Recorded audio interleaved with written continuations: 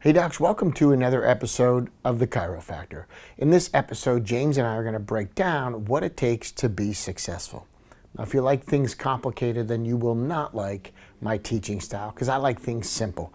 The opposite of simple is what kills execution. In other words, complexity kills execution. So in this particular episode, we break down to a really simple recipe and in a very important way, details, specifics. Of course, we're going to go through some of the science and journal articles that'll help you. We'll give you a couple names and years of journal articles we think you should know for patient education. And we're going to cover some articles at the end of this interview that you have not heard of before. So definitely listen to this one all the way through. It's a little bit longer than usual because it's so loaded with content. There's no fluff in this episode or any episode. But in this one, it does go a little bit longer. It's almost like 2 episodes in one. So listen all the way to the end because I think it's like 4 minutes to the finish. We mention a new article never mentioned with results you can use in your practice. Anything Dr. Chestnut mentions, if you want to follow up with him, it's theinnatechoice.com is his website. And because he and I do not have any best practice workshops set up, we will notify you via email when we do set those up. However, as we go through this recipe for your success, of course, it involves new patients, and of course, it involves doing the proper care plans where you're turning a profit.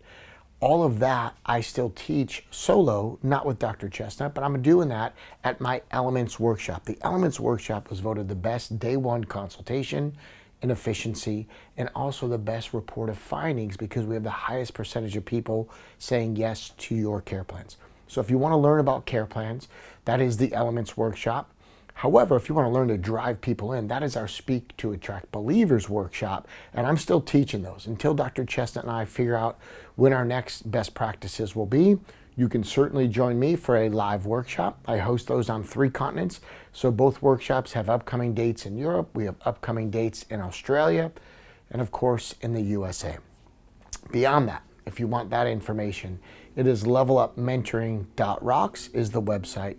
And when we get the best practices set and organized, we'll be emailing out those dates on whatever continent we're doing. So if you go to my website, levelupmentoring.rocks, you can register for the newsletter.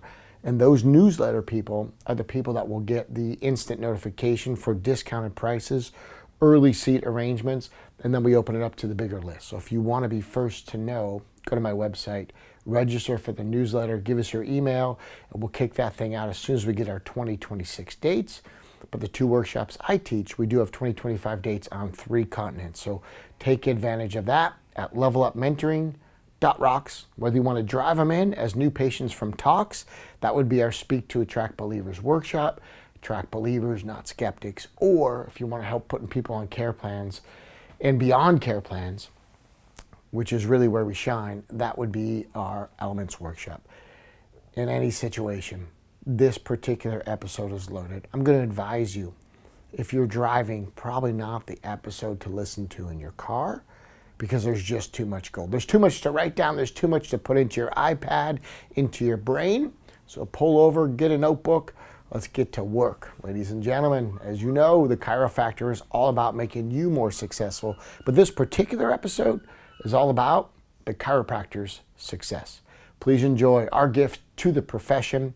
And as always, your comments are welcome. Your comments on YouTube, your comments on social media posts, even your personal messages. We love it. So keep the positive feedback coming and we'll keep doing these as a gift to the chiropractic profession. Please enjoy.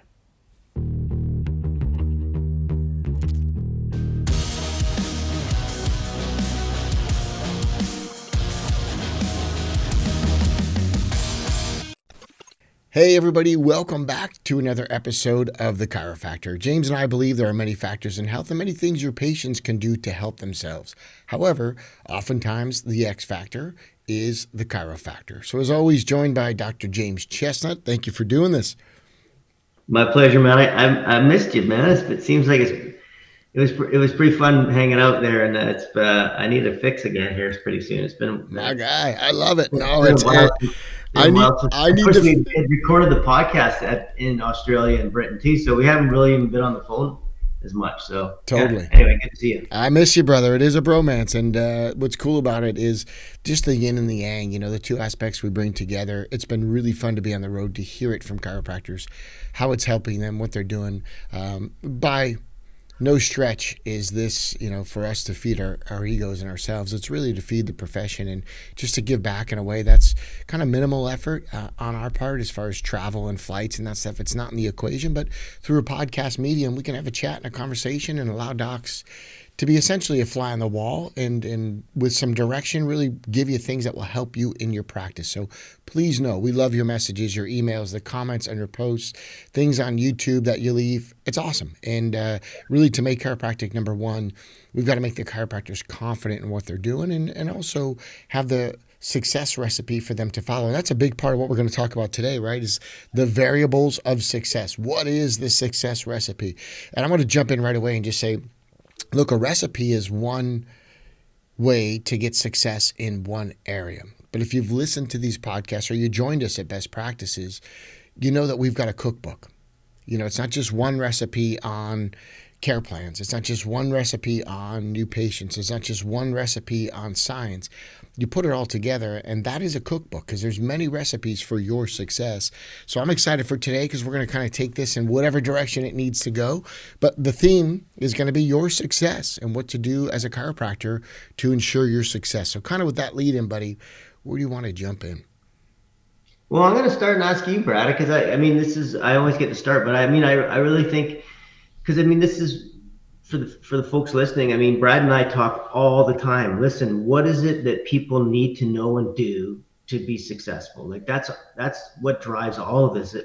At the end of the day, it's like, what do you need to know? What skills do you have to have? What do you need to be willing to do? And what should you do? Mm-hmm. And Brad always talks about, get them on a plan. And I'm like, yeah. And what should that plan entail? Right. So, we just had a conversation off air here where I was just sort of saying, well, Brad is so brilliant at how to get them in and making sure they're on a plan.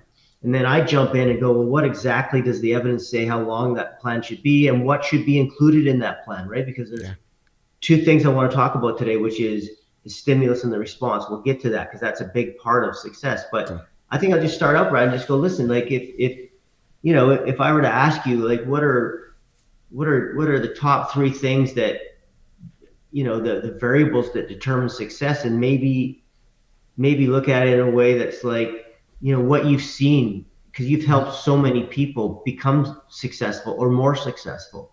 So like, what do you see as are the major variables? I love it.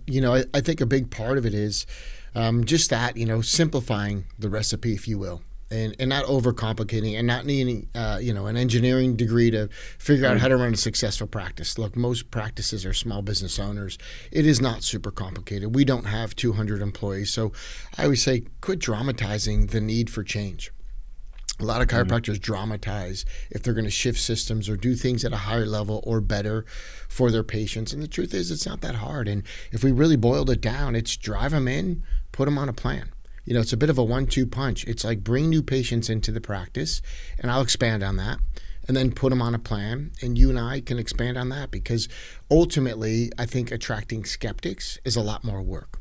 And I'm old enough to remember, when they used to just do phone calls to people, and I'm drawing a blank on what the name of it was. It was like telemarketing, or something where they would telephone calls and go, hey, would you like a free exam and x-rays?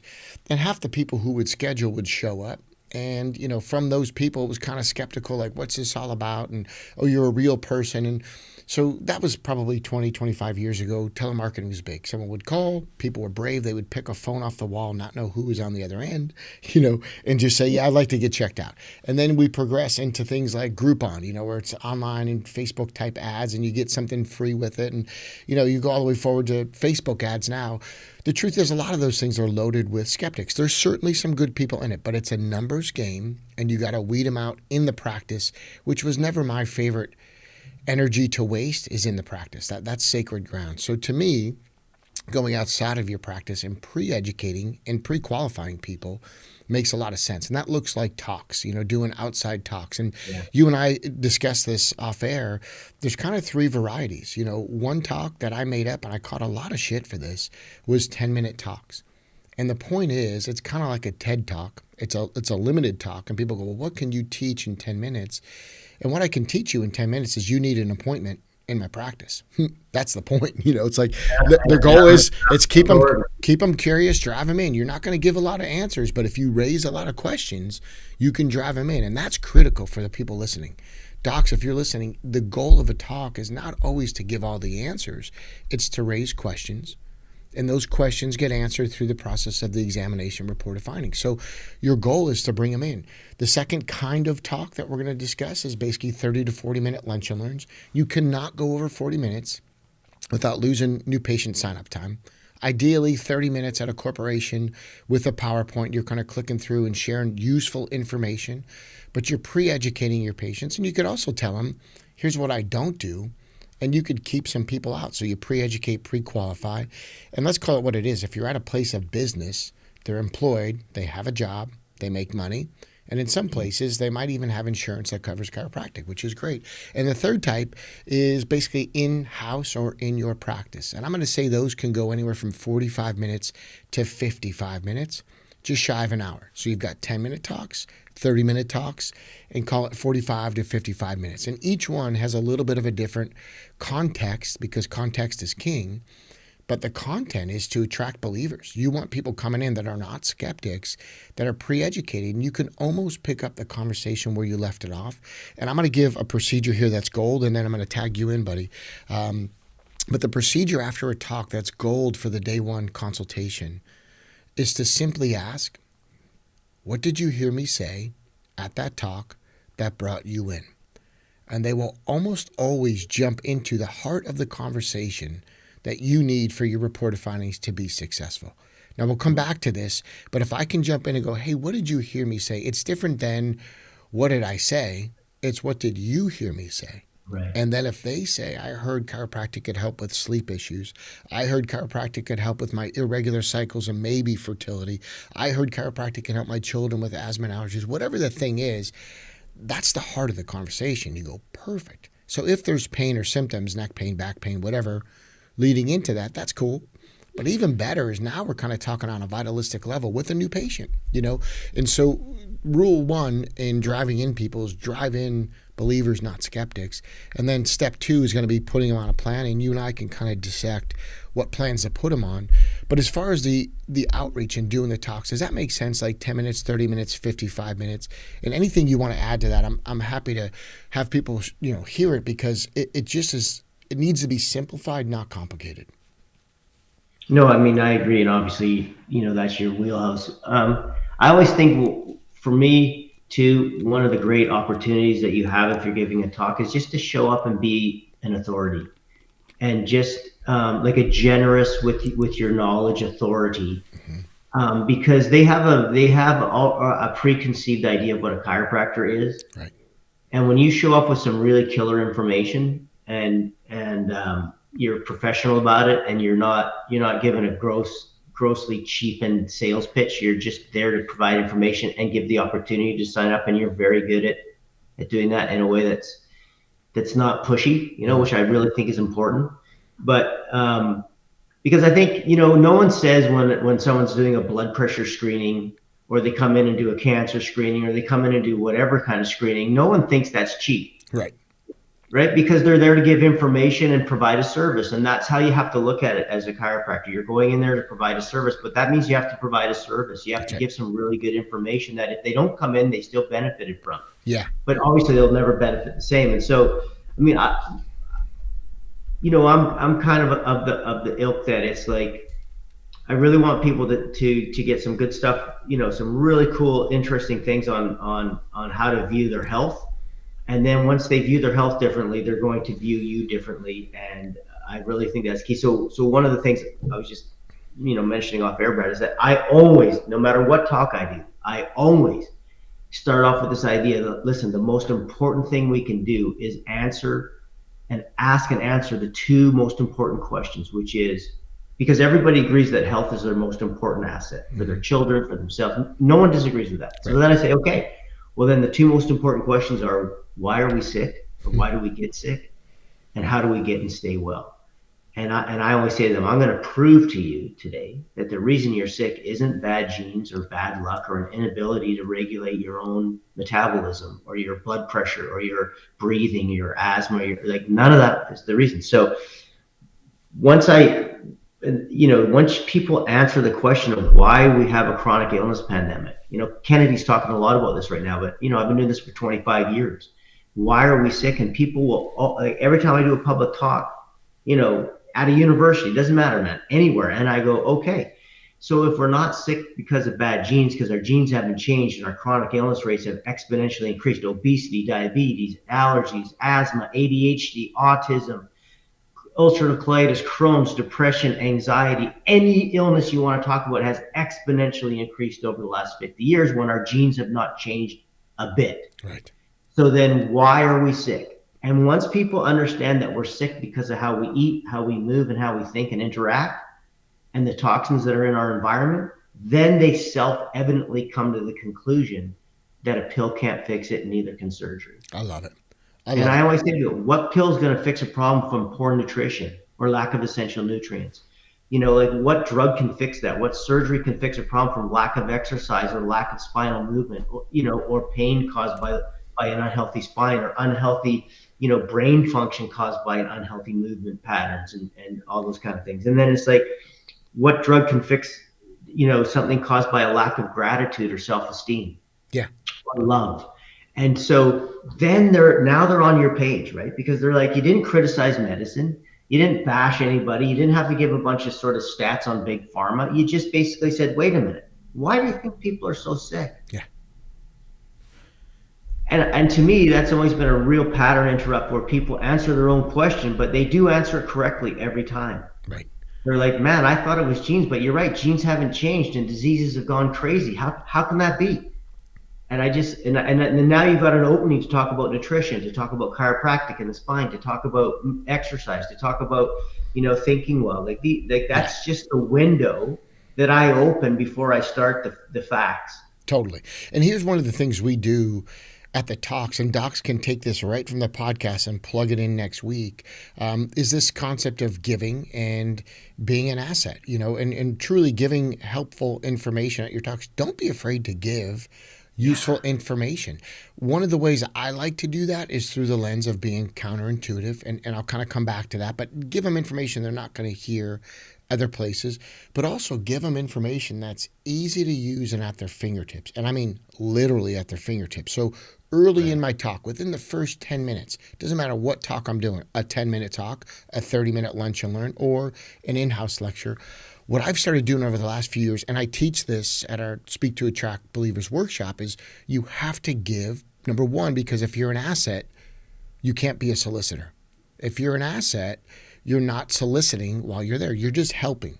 Number two, give them a free app that's in alignment with the topic you're speaking on. So literally at their fingertips and on their phone, you can tell them, download this app. Just make sure it's free. I know this from experience. If it's $2 or $3, you'll have people complaining, wait, there's a fee to it. It's like, it's $3 anyway. There's enough free ones, and some of them are on hiking trails and outdoor in the sun, and you can tie that into vitamin D. Some of them have to do with, eating and nutrition. One of them is Fujicate. It gives a grade to the food. You scan the QR code, and it gives it an A or a B or an F if it's a failure, like it's donuts, it's like, don't buy that stuff. So we just give them simple resources that they can use, and sequencing is important with your talks.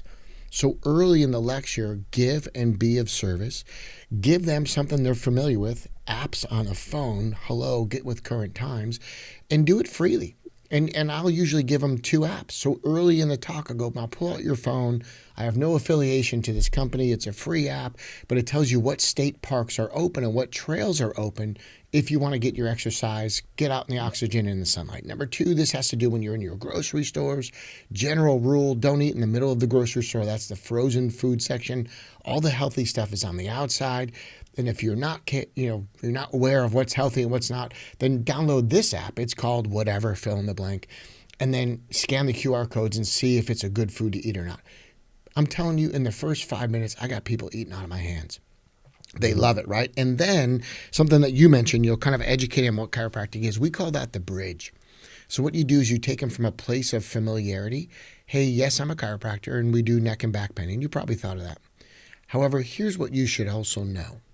And I'll just leave it right there because you can fill in the blank with your style of practice. Like, yes, we do neck and back pain, but did you also know chiropractors do this and this and this and this?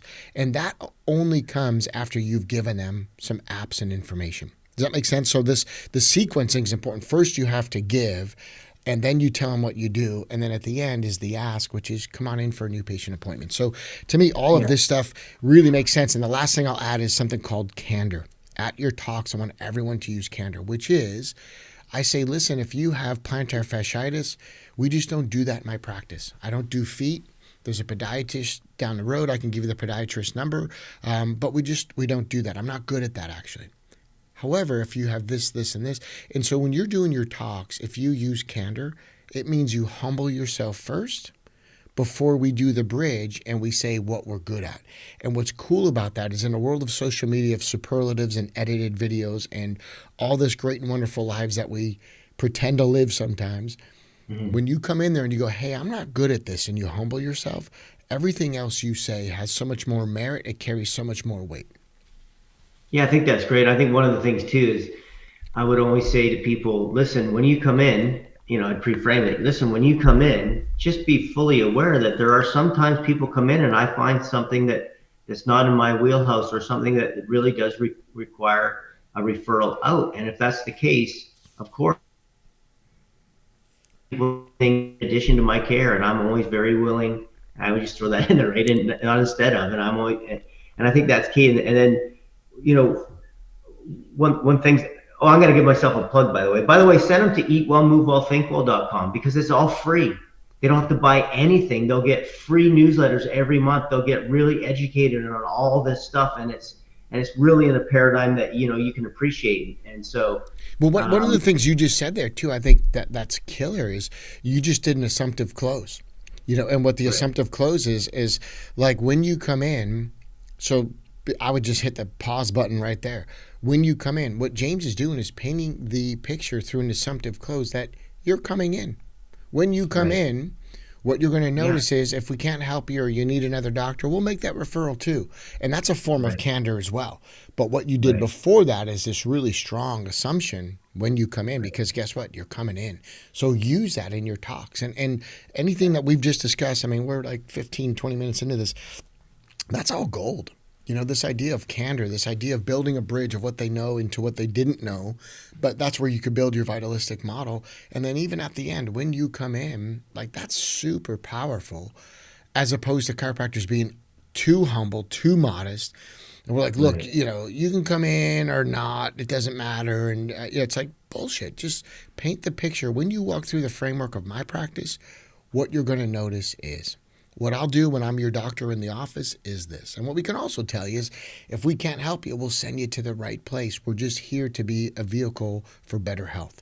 That's awesome. And then what was that website where they can get the eat well health? Yep. Eatwellmovewellthinkable.com. They can go there and get like again, it's free newsletters. There's I talk about there's videos of me talking about different things on there. Like so, I just think it's a useful resource and it's free. They don't have to buy anything. They're not obligated to buy anything, and they're going to get things in the kind of the perspective that the chiropractic perspective and paradigm, obviously.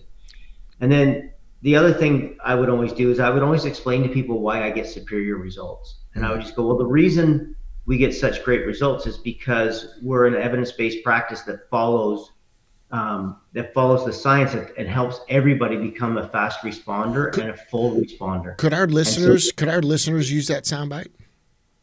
yeah, 100%. Should our listeners start saying that? I would, I would too. and that's why I called what we do. And like, if you look at the spinal health assessment report, it's from evidence-based chiropractic protocols because it matters to people. And so, and right in the report, we write your practice, like we do it as a third party. We say your practitioner is basically elite and has devoted themselves to giving the best possible care plans based on the best available evidence. So we say those things in there. And I just find that to be key, Brad, It's because, super and I always key. It's explain to super key. people, listen, like um, the reason we get great results is because we include things that every aspect of pushing you towards health we've covered. That we do chiropractic, and you're going to get some really cool stuff to do at home and some cool lifestyle advice. Like, it's really kind of a different perspective, and people really appreciate that holistic viewpoint. And it's okay to tell them why you get superior results, because if you're following what we're going to tell you to do today and what we do in best practices, you will get superior results. Yeah. And there's great evidence for that. And then I always end with, like, here's 5 things or 10 things. Usually 5. I used to do 10, but and then here's 5 things you can do starting tomorrow that are super easy. That's the key.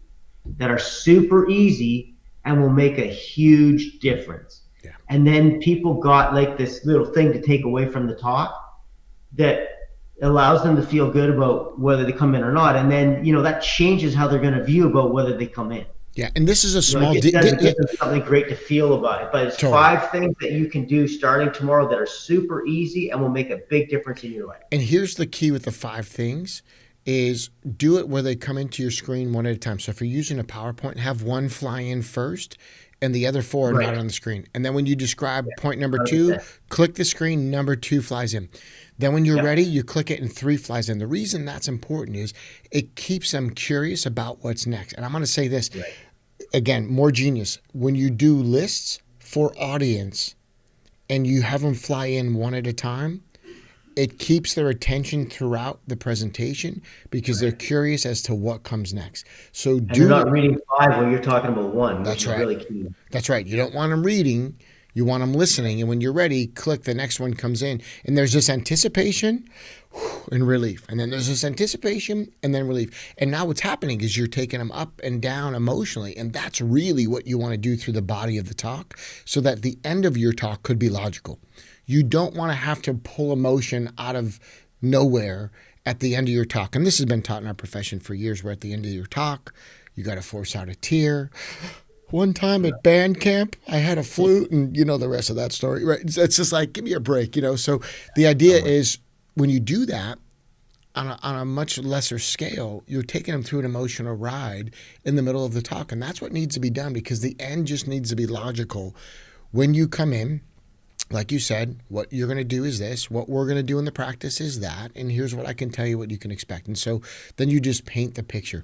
One of the things that I want to kind of tee you up on with a question is when people are talking about being evidence-based and they run their practice in an evidence-based, can you explain for our listeners the difference between believing your care works and knowing?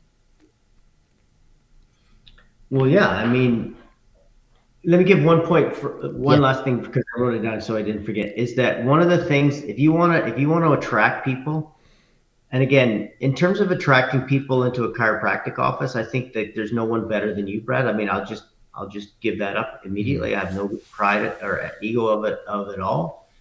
But when it talks about chiropractic and lifestyle, I've been so successful at it, and here's why. Because what I always tell people is that the only successful way to change towards health is it has to be easy.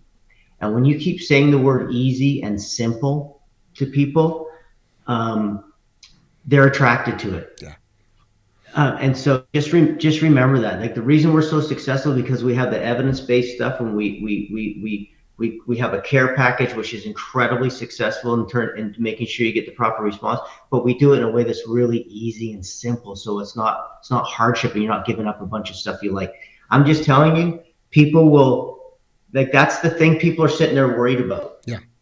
Right? Is how hard it's going to be and what they have to give up. So just deal with it. And I was biting my tongue because the truth is that's a purposeful minimize.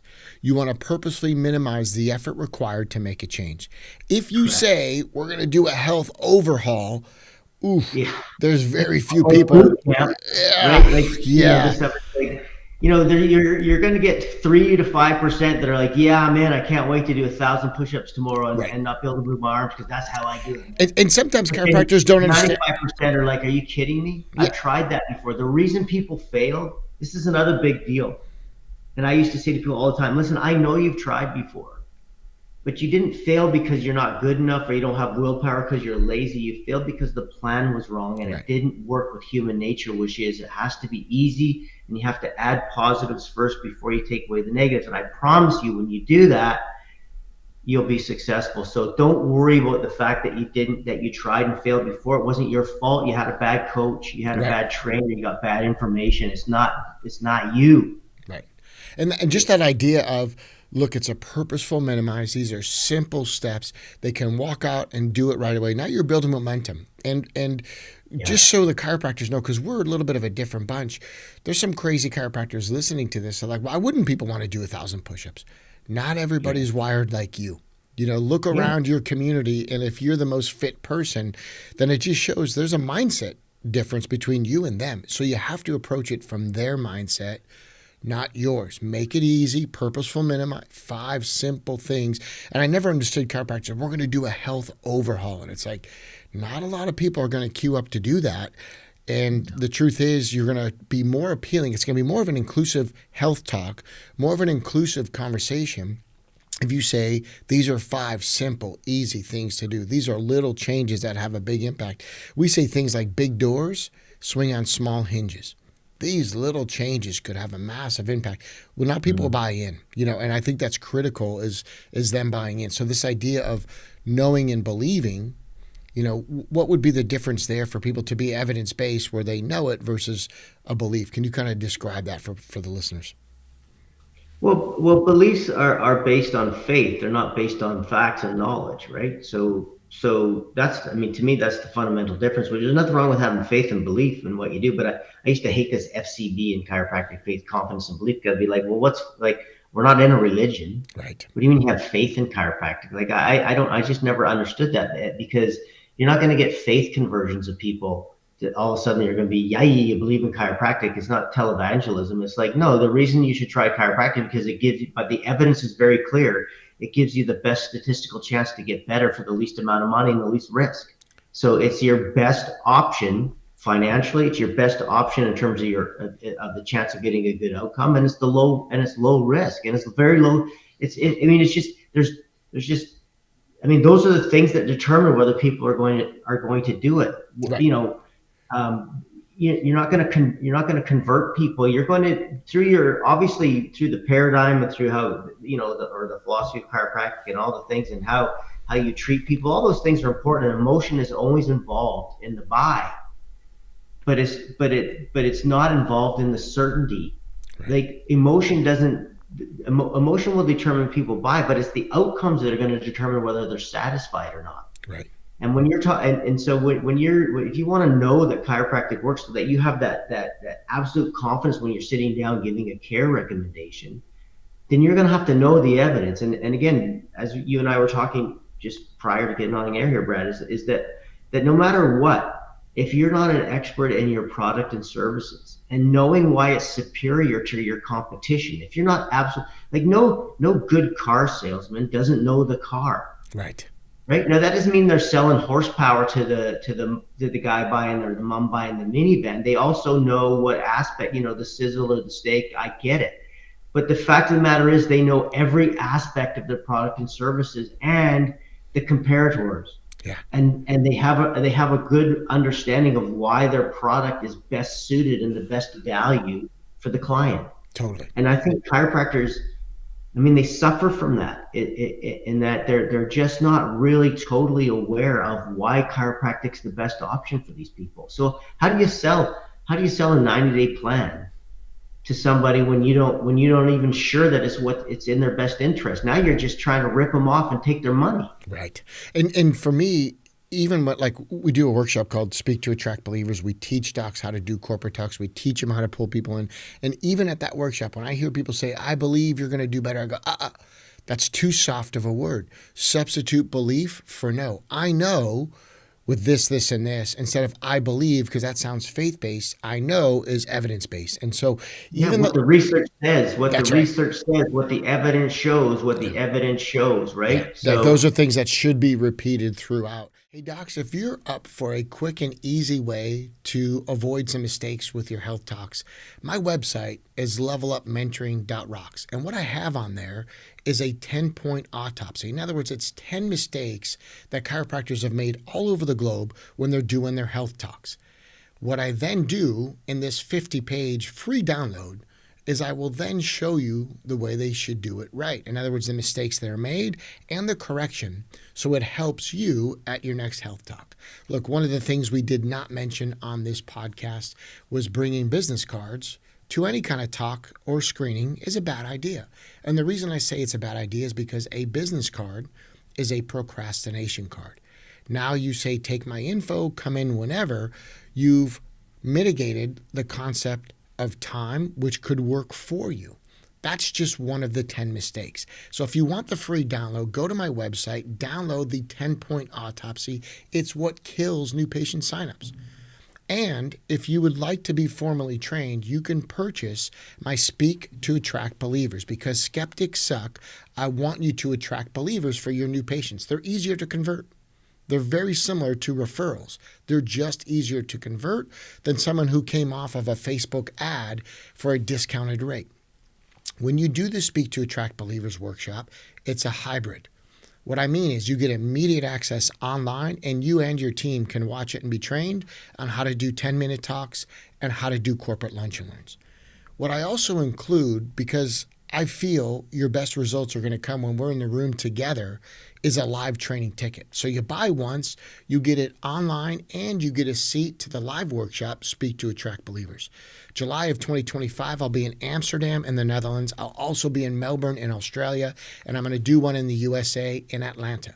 3 continents, all in the month of July. You'll be trained live. You write your 10-minute talk, and I critique you. So again, it's a hybrid program. It's online and it's a live seat for one fee. Purchase once, get both. If you just want the download, or maybe you're a student, you're not yet ready to do talks, then go to my website. It's Level Up Mentoring. It is not a .com. It is a .rocks. Level Up Mentoring .rocks for the free download. That's also where you'll find our Speak to Attract Believers workshop, which is a hybrid online, and you get a seat live where I can train you and make you a new patient magnet. I don't want you to be a speaker. I don't want you to get up there and be a professional speaker. I want you to speak to attract new patients. There is a difference. We are number one in the world on training you for new patient attraction from talks. Been doing it for over 20 years. Come join us. Learn the 10-minute talk, a traditional lunch and learn, and also how to do a 55-minute in-house lecture, all of which pull new patients. Hey, back to the conversation with James. But if you want to speak and attract new patients, Speak to Attract Believers is your answer. And I think that's huge. And then kind of getting into this concept of knowing that your product is the best. You brought something up there. You would have to know what else is out there. So let's maybe segue into what else is out there, because you would have to know by comparison other things that are going on, and by comparison know that your product is then best. Because if we look at this, and if it's cool, I want to take you down a little bit of the medical path and just some of the journal articles that are out there that I think our listeners will really find interesting. Because when you and I were in Australia, this kind of had people floored that paracetamol or anti-inflammatories actually inhibited the healing effect. And I want to expand on that a little bit. And then also, what are some of the known studies that anti-inflammatory, when people take NSAIDs, non-steroidal anti-inflammatories, when they take an NSAID, how does that limit the ability of people returning to work? Can you talk a little bit about that? Because I think this is a good time to jump into comparatively speaking before we jump into care plans.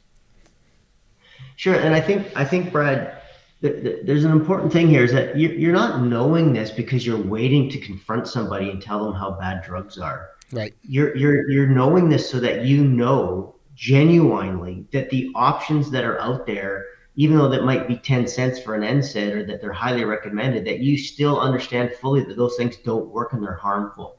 So knowing that if they don't agree to your care plan, they're going to go get something that works less well and is more harmful. Well, those are two things though, right? Number one, they don't work, but number two, they're harmful. Exactly. So keep going.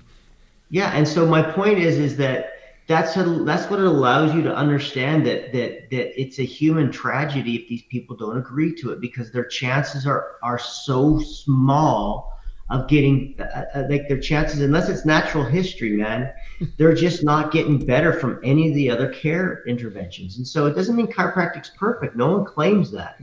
But what we say, what we can claim with absolute certainty is that it's their best statistical chance to get better. And when you add the proper dose of care, because a small dose of chiropractic care is not the same as a proper dose of chiropractic care.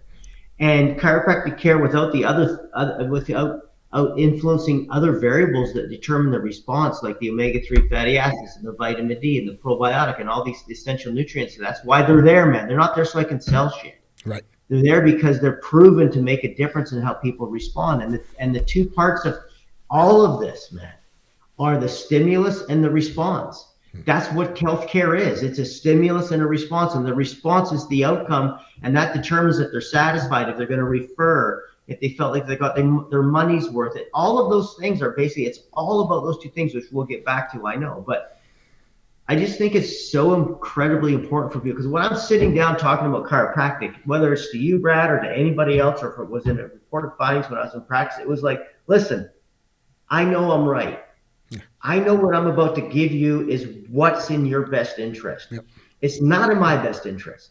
It's in your best interest. And it would be I might be able to do better if I said, you only come 3 times and I get 1 million people to come 3 times, maybe. Who knows? I don't know. I'm just saying, I couldn't say what wasn't true. Right. And once you have that certainty of, looking across at this person and realizing what their fate is. Mm-hmm. If they don't choose chiropractic, that's huge. What are their chances of success? It's huge. If they go and decide to do NSAIDs or surgery or opioids or paracetamol and just continue in the cycle of chronicity and inflammation, which is ruining 1 million other aspects of their life and their quality of life. Like, think about what their life is like if they don't choose chiropractic. Yeah. I mean, to me, but to understand that, you have to really know what their life is going to be like based on understanding what the outcomes of the alternatives are. Yeah. And if you're not certain about that, then you can't be certain about recommending what you have as the best option for them. And that matters. It matters in your body language. It matters for your ethics. It matters to be able to answer a question if a question comes up. But it's not about just getting in there and just trashing pharma and medicine. That's not what that's about. You have to answer those questions very well when they're brought up. But the reason you need to know it ahead of time is because you need to have the understanding that you are their best chance. Maybe their only chance. Let's be honest. Yeah. Let's be honest. That's true. It's so true. And here's the thing is, I'll cover pharmaceutical stats when I'm speaking to a group of chiropractors. And that's really for your sake. It's for your why. Because if they don't say yes to you, they don't stop looking for a solution to the problem. They go down the street and they enter the pharmaceutical model. They enter the pharma cartel. They enter the medical system. So for the listeners, if you are taking notes, or we've got a number of devoted fans that sit down with a notebook and fill it, I'm going to tell you to write down, decisions have consequences.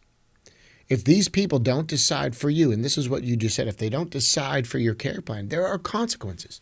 And the consequences are they wind up in the medical system. There could be some downsides. Can you talk about that study in 2008 that inhibits the healing process when it comes? Because a lot of times chiropractors will get asked, can I take a couple Tylenol? Can I take a paracetamol? Can I take an NSAID tonight just in case or in the morning? And some chiropractors will say things like, well, sure, or not a big deal, or just this week. And my answer is, fuck no. I need to listen to what your body's telling me. Take nothing. I need to have clear channels. And if you're sore or inflamed or working and moving better and improving, I need to know that too. I need to listen to your body. Take nothing. And I think the listeners need to have that sense too. Take nothing. Can you tell me why I'm right in teaching that from a standpoint of the studies? And I want the docs to listen to the years and the authors, because you've mentioned in casual conversations, you and I having a coffee, this idea that chiropractors at least need to know the year and the author. Can you give me a couple sound bites of things that would support that? So for years, as we said many times on this podcast, paracetamol or Tylenol or acetaminophen, they're all the same thing, was the gold standard in every so-called evidence-based guideline around the world, medical guideline for low back pain. It was considered the gold standard. And what's really interesting about that is that over time, they all got thrown out, except in the end, there's a study by Bishop et al. In 2010, I'm going to say, And they basically did the study where they said we're only going to look at guideline concordant care, right? So only the things that have gone through all the filters of the evidence and actually guideline concordant care, which was manipulation, adjustment, and at that time they said paracetamol, right? They were wrong, but they said that because that's the only thing that's right. Not NSAIDs, not opioids, not physical therapy modalities, not massage, nothing. The only thing, as these people wrote extensively, they talked about the evidence, that they wanted to do a study that just compared guideline concordant care to usual medical care. And in the usual medical care group, they got 16 weeks of unlimited care. At the end of the study, 78% of the usual medical care group was still on opioids. They'd been prescribed opioids. Less than 5% got recommended to go to a chiropractor. What they did with the usual medical care group is they said, you do whatever you normally do in practice. But the other group, and this is inexplicable to me, but in the chiropractic group, and there was chiropractors involved in this study, the chiropractic group only were allowed to see them for 4 weeks. You're only allowed 4 weeks of chiropractic care. The study was 16 weeks. They measured the outcomes at 4 months, but they only got chiropractic care for the first month. So 3 months of dormancy. 3 months of dormancy before they measured outcomes, but the usual medical care group got the entire 4 months of care, well, unlimited, whatever they wanted. And so, and the average was 2 visits a week for that first 4 weeks. And at the end of the study, the chiropractic group was 2,700% better than the usual medical care group, which got care the whole 4 months in terms of activities of daily living, the Oswestry, or Roland Morris, can't remember which one they used. But on pain, they were about the same. But 78% of the group that had continuous care for 16 weeks, the medical group, were on opioids. And so of course, I mean, obviously you can numb people with heroin. Right. But they only got, the chiropractor only got the first. But what's most sort of like interesting, and I remember doing a talk with some of these authors in the audience, and I just was raving about how ridiculous it was. You had the authors in the audience? In the audience, they're chiropractors. And so they were at a seminar presenting at the same seminar I was, and they were in the audience, and I just went off on this. And I just said, why would you only do that? And blah, blah, blah. And then, anyway. And so, but the other thing is that when they said guideline, like they said, well, the evidence is this is very well researched in clinical guidelines and systematic reviews and SMT were good for them. They at least said that, but SMT and paracetamol were the only evidence-based. And I said, paracetamol is not evidence-based. Here's a study from 2008 from Davies who said that basically there was never been a randomized controlled trial, a double-blind controlled trial on paracetamol. Now I always say to people, of course there had. They didn't publish it. Oh, right. But of course there had. How hard is it to give Tylenol to one group and a sugar pill together? Give me a freaking break. Of course they did studies, but they just couldn't find a good result, so they didn't publish it. Yeah. So finally they did a study, and they looked and they said it actually they did it in a group of military people, and that showed that it actually delayed healing. Number one, it showed in 2008, Davies, and this study was published, Bishop 2010, that it didn't have any benefit, that there was no randomized controlled trial ever, meaning not a shred of valid evidence for it being in every clinical guideline around the world as the gold standard. So it delayed healing, no randomized controlled trials, and when they did finally do a trial, it was no better than nothing.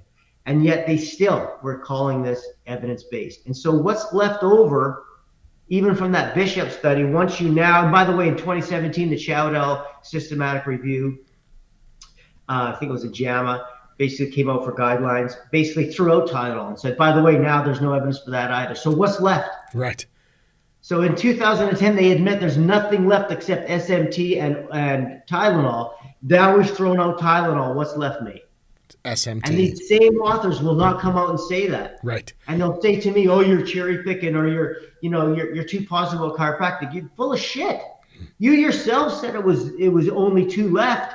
And now one of those is gone. Right. The only thing left standing is SMT Cal. So when you look at NSAIDs, the Entavin study, the Cochrane reviews in 2016 and 2020, NSAIDs, no clinically meaningful benefit for pain, for back to work status, for activities of daily living, for acute or chronic pain, gone. Opioids, gone. Vioxx, gone. What's left? Surgery, gone. Absolute disaster. Surgery is a disaster. And they say, oh, well, it was interesting. I teach at the this school in Spain like I do it, online. And one of the students last week, was saying, well, I did see that in some of the research that you had in your lecture, your online lecture, that surgery does have some short-term benefit. I said, perfect, exactly. Did you keep reading? And it's like, well, it has a short-term benefit, meaning what? Meaning that this is the very best they can claim for back or neck surgery, right? Are you ready? Yeah. That it seems to have some short-term benefit for pain only, not back to work status, not function, but a little bit for pain. This is a $50,000 procedure, which increases your risk of nosocomial infection, opioid addiction, and death from opioid addiction is very high after surgery. Long-term disability is skyrocketed. Resurgery rates are about 25%. In other words, when the surgery that's ineffective and useless and dangerous doesn't work, you get another one. Right. Because that's all we have left, right? Right. And so, not to mention the fact that it's trying to generally, like immobilize things. A lot of the fusion surgeries that they're doing now is rather than mobilize like we do. So, but they'll say, yeah, it's a short-term benefit for about a year, and then it's no better than doing nothing. This is their own papers. And why is there a short-term benefit on pain for a year? The same reason the usual medical care group and the Bishop study, because they're all on opioids after surgery. Right. So yes, they're a little bit numb after surgery because they're popping heroin. Right. Right. And then it's gone. So it wasn't the surgery, because the surgery is permanent.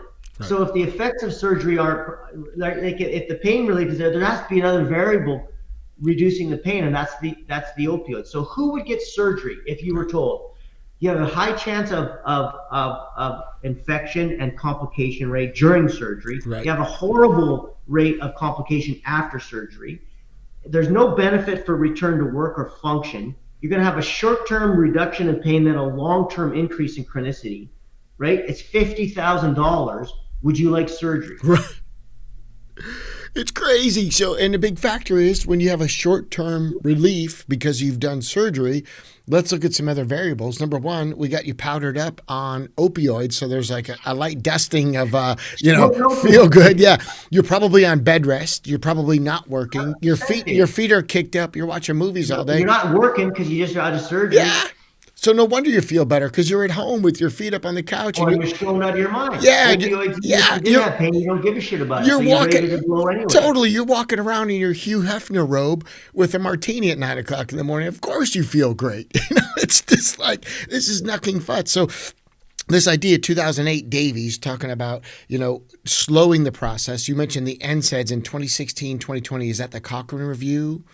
Yeah, those are the Cochrane reviews. And then what you find out is the reason NSAIDs have a short-term benefit and then it goes away is because, but even, by the way, even for acute pain, it's not clinically meaningful. So I don't want people to think, oh yeah, it's great for a while. Right now, my guess is if you've never taken an NSAID or don't take aspirin and you're not a drug user, that if you pop an NSAID, you're probably going to feel a little bit of short-term relief. I think that's sure. You're pretty. If you've got a clean system, right? You're going to feel it. Yeah. And so whatever. And my thing is, if I get a wisdom tooth knocked out, or I get I get a head in the face in rugby and my tooth is knocked out, there's a painkiller. I might take one. I'm not one of these people who be like, there's never a reason. I just don't think I just understand that it's going to be worse if I do it more than like very, very short term. It's going to make things worse. I'll explain in a minute. And the other thing if I don't do it just short term, my gut's going to get leaky. I'm going to have all kinds of other major issues. My liver's getting wrecked with the Tylenol. I'm out. Yeah. However, I mean, I don't want to say that, I'm not going to look down on somebody who's in an extreme amount of acute pain and take something to take the edge off. I'm just not going to hold judgment on that. However, what happens with the NSAIDs is, and this is the stuff we were talking about at the Best Practices Seminar, Brad, and I've been really talking a lot about lately with inflammation, is that, and the reason why omega-3 and vitamin D are so important, so long-term effective, is because omega-3 and vitamin D actually increase the innate abilities of the pro-resolving pathways, the resolving inflammation pathways, right? Because inflammation is an immune response, and they're very highly essential for proper function of the immune system. It's good. Yeah, and so, but what NSAIDs do is they do block they are anti-inflammatory. They do block the inflammatory pathways, but they're also at the same time inhibiting the resolution pathways. Say that part again. So what happens is, when you take anti-inflammatories, you destroy any ability your body has left to resolve inflammation properly. So then you end up long-term worse. And so, whereas the exact opposite, if you take omega-3 and vitamin D, which by the way, your immune system and your resolution pathways, like these pro-resolving mediators, are derived directly from omega-3 fatty acids. All the T cell, T regulatory cells, like, switching the cytokines and the macrophages to anti-inflammatory. That's without vitamin D, you cannot do it, man. Right. So that's why this stuff is so clinically effective and so important. And that's why it also reduces cancer rates and diabetes rates and heart disease rates, because these things they're all inflammatory illnesses. So that's why omega-3 and vitamin D have such a huge impact. And when you really start to understand chiropractic, what you're going to find out is that the reason chiropractic has all these benefits is also because it reduces inflammation, because subluxation is an inflammatory insult. Yeah. It's a damage-associated molecular pattern versus a pathogen-associated molecular pattern. And that's what all the experts are saying is driving this chronic inflammation, is damage-associated molecular pattern. Yeah, I was going to say, so go back to that part again, because I think it's critical. And I love when you get on a tear, but I'm going to slow you down a little bit, because I think that's really key, because this is the crux of the conversation. Why do we have chronic illness in America? Bobby Kennedy asking the questions about why does America have the sickest kids and we spend the most on medications? Because the question's wrong. The pathways aren't understood. So maybe double click on that and just explain that again. Yeah, so again, the reason I wrote my book, Live Right for Your Species Type, is because I wanted people to understand, within an unequivocal, thousands of references, like unequivocal, right? That the reason we have a chronic illness pandemic is not because we have bad genes. It's not because our genes are causing us to get cancer or diabetes or obesity or depression or anxiety or heart disease or any of those things. And it's not because we can't self-regulate. The reason we have high blood pressure isn't because we have a faulty blood pressure regulation system. The reason we have cholesterol that's high, which by the way, it should be, but we'll get into that another time. Yeah. But the reason, or high blood sugar is not because our innate regulatory abilities for dealing with blood sugar are faulty. It's because we're living we're constantly under toxicity and deficiency stressors, which force our body into a state of adaptation for short-term survival. It's intelligent adaptation. It's not a mistake. The mistake is the environment we're living in and the shit food we're eating and sitting on the couch too much and being constantly under, emotional and societal stress. That's the mistake. It's not the body making the mistake. The body's doing the intelligent best thing it can for survival, but nothing can survive constant stressor and toxicity and deficiency. And so once we understand, and again, you can do this so quickly, right? Which is, our genes haven't changed and chronic illness has gone up exponentially. So you can't have a variable that hasn't changed to be responsible for a variable that's changing rapidly. But what has changed rapidly, exactly in correlation with the rapid increase in chronic illness? Our diet, the amount of exercise we do, the amount of emotional stress we're under, the amount of toxins in our environment. So 100% correlated, right? Whereas the gene explanation is ridiculous. And there's never, ever been a single paper ever written that said the reason people have high blood pressure, high cholesterol, high blood sugar, high body weight, anxiety, depression, Crohn's, whatever, is because they can't regulate. They've never found the regulatory problem. It's just ridiculous. But even what you said there, I think, is so critical. You said adaptation for short-term stressors. Like, your word choice is so accurate. It's adaptation for a short term to these stressors. And then the converse is also true, which is we have constant stressors. Yeah. So the adaptation is short term, and what you just said again is so accurate. Well, it's meant to be short term, Brad, but we're being forced into chronic, stressful, acute adaptation, which turns into chronic because the stressors are chronic. So this whole fight or flight thing, when I try to explain to people, they go, "Oh, that's the fight or flight response." I say there is no fight or flight response. You've got it wrong. Fight or flight are the behaviors, not the physiology. Right. So the physiology is meant to prepare you for fight or flight. But it's fight or flight that saves you. So when a tiger's chasing you, and you go, and if you go, I'm going to change my physiology, I'm going to go into the fight or flight physiology. That's all bullshit. That's just wrong thinking. It's not actually what Hans Selye said. It's that your physiology changes, right? You're going to pull blood away. You're going to stop digestion. You're going to get, you're going to fire off your muscles. You're going to fire off cortisol and adrenaline and all these things. But that's not fight or flight. Right. That's the physiology required to be good at fight or flight. Right. But the thing that saves you from the tiger isn't the adrenaline. or the cortisol. That's or that's the preparation. That is the muscle. preparation phase. That MFer eats you, dude. If all you do is change your physiology. What you must change is your behavior. Right. You must kill it with a behavior or flee from it with a behavior. You're supposed to flee the couch, right? So what your body does is it goes into the stressful adaptive physiology, allostasis, right? And it does that intelligently, thinking that you're preparing you for a behavior change. But if you keep sitting on the couch, you keep eating the fucking shit food, you keep focusing on problems instead of solutions, and you keep a lack of exercise, and your spine stays subluxated, and all of these things occurring, well, then you're going to develop chronic illness. But that's not pathology. Right? The pathology is the behavior, not the physiology. Right. The physiology is adaptive and intelligent. But if you keep forcing it to do that for years, it fatigues. Right. Your adrenals will fatigue. Your pancreas will fatigue. You'll be under constant inflammation. Your immune system will fatigue and be hyperactive. So this is the true underlying cause of chronic illness. It's chronic adaptation to stressors that's meant to be short term because we're not fighting or flighting. Right. And so people get that mixed up. Love it. I didn't want to say a word because that was just gold. No, it was just gold. And I made you double click on that one because I think that's huge for people to understand. And a lot of times those terms are thrown out. It's like, oh, it's an inflammatory process. That's all bad. Well, inflammatory short-term is good. Long-term, for all the reasons you just mentioned, well, that's why it's bad. And so even clearing this up for the chiropractor, because you can't teach what you don't know, and you've got to get into these things from a perspective of understanding the physiology so that you can make it simple for the patients. And they can understand these things.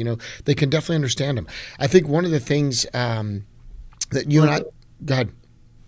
Well, I was going to say, Brad, is that one of the things that's so beautiful about what we do together is that it's like once you start to understand this stuff, right, is that now you understand why we developed the protocol that we've developed, so that people, like, if you think you're just going to throw an adjustment into somebody who's full of shit food, full of emotional stress, never exercises, and you're gonna tell those people that if they didn't respond, it's chiropractic's fault.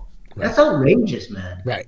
And here's the other side of the equation. These other variables in a simple, easy, same for everybody protocol way, which doesn't take you a bunch of time. You're not a nutritional therapist or an exercise therapist. But if you do it properly, it just boosts the response of these people because the stimulus is freaking phenomenal. Yeah. The chiropractic stimulus is phenomenal. But everyone would admit some of my patients respond really well. Some of them don't. And if you just step back for a second and use half your brain, which Brad and I each share a half a brain, if you use half your brain, you're going to realize that my healthier ones respond better. That's right. And so if you're dealing in a society of chronic illness from chronic bad lifestyle choices and now producing chronic inflammation, chronic pain, and chronic disability, the reality is, you've got to be realistic, and the patient needs to be realistic about that adjustment. Never downgrade the importance of that adjustment or how powerful that stimulus is. But if you're not getting them to understand that the response is based on their individual, willingness to do what you're recommending in terms of helping them respond, then the onus is all on you, man. They blame chiropractic. Totally. Here's one of the things you and I did really well, I think, with the best practices is we articulate at the report of findings, you have to say this is a 50-50 process. Amen. It's what it is. And what's cool about that is then when we lay out the plan, half of the things, 50%, are things they're going to do at home. The other half... I've always taught it like, it goes like this. It's kind of like, it's going to start off where all you really need to do is show up for your appointments, right? It's going to be kind of like 90 me, 10 you, right? That's right, passive. And then as we go, my role is, we're going to get you through that first 3 months. And then, you're going to have less care, right? But you're going to learn more and more in here, and you're going to be able to do more on your own. And eventually we're going to get to the point where we're in this balancing act of where we're each contributing. That's right. But I don't know if totally.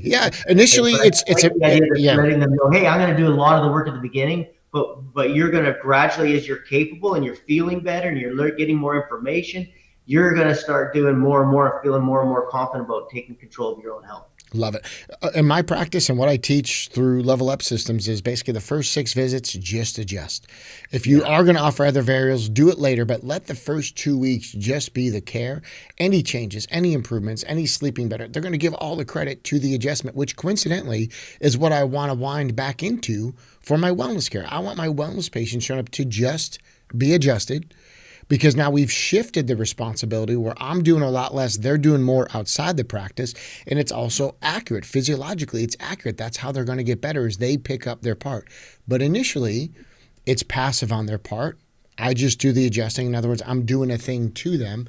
And then after that 6th visit, now we start to incorporate other variables. Now we start to get them doing the things that they need to do. And the truth is, it is a 50-50 process. But you need to say that in your report of findings. And maybe this is a good segue into the report of findings, because that's part of that 1-2 punch. Drive them in and put them on a plan. But you were mentioning... What do you think about, like, what I've always said is there's 2 things I want you to start with: the adjustment and the essential nutrients. Oh, for and the sure. reason I say that is I say to them, I was referencing more like stretches, the exercises. essential nutrients for weeks. Yeah. But we got to get you started now, because it takes you weeks to accumulate this stuff in your tissues. For sure. But you're not going to feel that, right? It's 3 months before you're sufficient. You're really not going to feel that till later, but we got to start now. For sure. So it kind of pre-frames them that the changes they feel are going to be needed. I'm more referencing like stretches, exercises. You know, we do postural things like the dental roll. I don't give any of that until we're 2 weeks in. And then I even was going through this with my associate recently, just kind of going through all my systems. And he was like, how come we don't give them strengthening right away? I said, no, that's later. First, we'll do mobilization and stretching. And then we have them, and this is all stuff they do at home. Yeah. And then they get into strengthening, because now they're stable and they're feeling better. Now they want to lift up weights, but when they're in pain, they don't want to touch a weight. You know, so this idea of passive to active, absolutely, that's how I think care plans should be designed. And then, you know, you mentioned throwing an adjustment into an inflamed body. It almost discredits the adjustment. And coincidentally, the communication styles you and I teach, it's good for all 200 named techniques in chiropractic, but there is no one technique that determines you have $1 million practice, is there? No chance. And this is what I was going to say to chiropractors. Look, there's no evidence anywhere that any technique is a better stimulus than any other technique. But there is a lot of evidence saying that the dose of the stimulus is really significant. Right. So I think chiropractors, they get into this trap. I'm going to change my technique. I'm going to do this. And it's like when they come to best practice, what they realize is, listen, man, let's actually get you to focus on the variables that matter. So it's not your technique. It's the fact that you're not delivering enough of it. Right. It's the fact that you're not working at all on the response. You know, you've got nothing else in your protocol to help them respond to your care. Yeah. Right. Understanding all of these, you know, deficiencies and toxicities that they're facing, that they're just not going to respond. So calm down. Yeah. And realize that changing your technique is not going to really change much. Right. Because all techniques work. That's right. Now, I don't care what technique you use. It doesn't matter to me. But what I'm telling you is, let's just first make sure they're getting enough dose of it. Right. Let's make sure they're getting a care plan that's enough stimulus. And it's a bit of a one love statement. Like, keep your technique. That's number one to you. We appreciate the art greatly. Sure. All techniques work. But what we do is we make communication number 2. Keep your technique. Be a master of it. However, using these protocols, using this communication, now it's all going to work that much better. And in that sense, you don't need to adjust like I adjust or use an instrument like somebody else uses. It's not about that. There is no one technique that if you just do this technique, you're going to have a $2 million practice. Yeah. It's not guaranteed. Brad, really the important point here is that I think some people get confused when we say all techniques work, and they think that all protocols are the same. They're not. They're not. Because the protocol is the amount of care and the type of, in addition to the chiropractic adjustment, information and recommendations they're getting. Right. So all protocols are not the same, man. Right. Some protocols absolutely get better results than others. Right. That's not the technique part of that. Right. That's the dose of care and the other variables you're addressing in terms of the response. Dose of care is the stimulus. Right? So it's not the technique, it's the dose of the technique. Right. But then you've got the stimulus part, the response part. So once we've figured out what the stimulus should be and how much of it should be, which you and I do a very good job of, in my opinion, and the evidence, right? Now we're saying, okay, you know, now what does the protocol look like? What is it that you should be doing in your practice that has evidence? and gives them the best statistical chance to become a fast responder and a good responder. Yeah. Because those variables matter. They Absolutely. might not have mattered in 1895 when people walked 5 miles to the clinic eating a carrot out of their own garden. You know what I mean, dude? Right. And didn't have any social media or any other bullshit. Right. But the reality is that's not the reality we're living in right now. It's not the conversation of Bobby Kennedy. It's not where the whole world is going. They really want somebody who's going to be an expert in the spine and give them some good recommendations on how to become a good responder. It matters to people, and it would matter to you. Yeah, and we're familiar with the literature that shows segmental specificity matters. In other words, finding a restricted adjustment and adjusting there versus anywhere else in the spine. We know that matters. YASI just came out 2024, dude. 2024, and YASI proved that adjusting what they call the relevant segment, meaning one where they have restriction and tenor, is exactly what we teach in the spinal health assessment, that adjusting that segment had a very different, significant effect on sensory motor integration than one that was just randomly picked. Right, and that's exactly what I'm referencing. So this idea of your technique applied to the right level is where you get the results. And again, this is a bit of a one love statement, meaning we want you to keep your technique. We want you to be masters. We love the diversity within the profession of how you choose to go about it. However, the dose is really the question. And I think this is a good segue into care plans, because a lot of people aren't recommending enough chiropractic care. A lot of chiropractors aren't recommending enough of their own care. And we go back to dose response. And if there's not enough doses applied, this whole podcast segment is dedicated to chiropractor success. You're not going to get the success. So, hey, docs, unfortunately, we do not have any more best practice seminars established. We will in 2026. However, if you want to be trained on the best day one and report of findings, you can still join me at the Elements of Closing workshop. The Elements workshop is taught a little bit differently in Australia and a little bit differently in Europe based on the rules and regulations.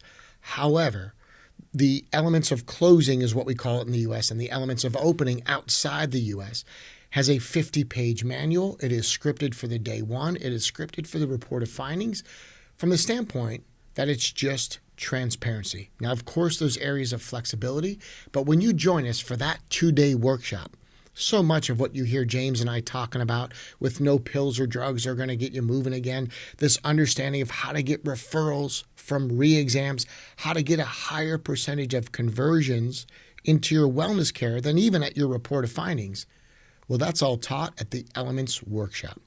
So if it's in the U.S., we call it the Elements of Closing. If it's out of the U.S., I bring different notebooks because the wording is different. And there's even countries that cannot take x-rays. So we have a special manual for people who can't take x-rays that you can still convert at the highest level in the profession without taking x-rays at your report of findings.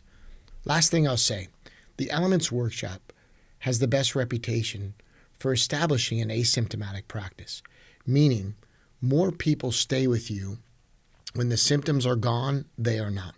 And if you want an easy practice with predictable income, meaning month over month, you know what you're going to collect just on your wellness patients, then you need to get to the Elements Workshop. James and I are going to talk around it and about it in this next segment, and I'm going to give you some sound bites you need to write down.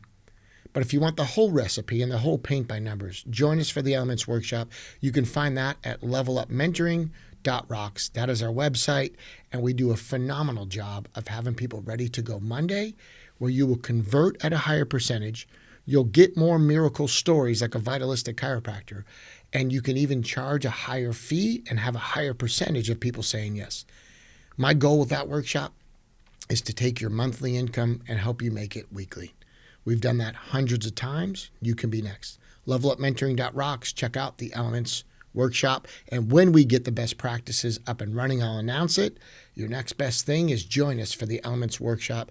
It is the best workshop in chiropractic. Maybe we jump into care plans at this point, because I think that's a really good, and this idea of you talking about the Davies study and these NSAIDs and these acetaminophen. It's almost, I look at it almost like a sports tournament. Like there was 4 things and they got it down to 3 things, and then there was 2 things, and the champion is the chiropractic adjustment, right? Like they did away with acetaminophen, and the last one standing is us. And that's what I've always said, dude. Yeah. And it's not even maybe. It's just like, I'm not saying this stuff because I'm a chiropractor. I'm saying this stuff because I'm a scientist. Right.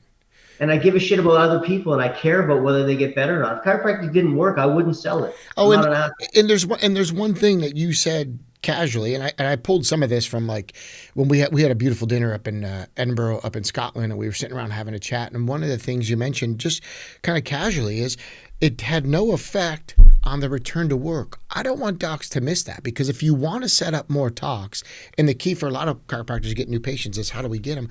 You have to know the difference between absenteeism and presenteeism.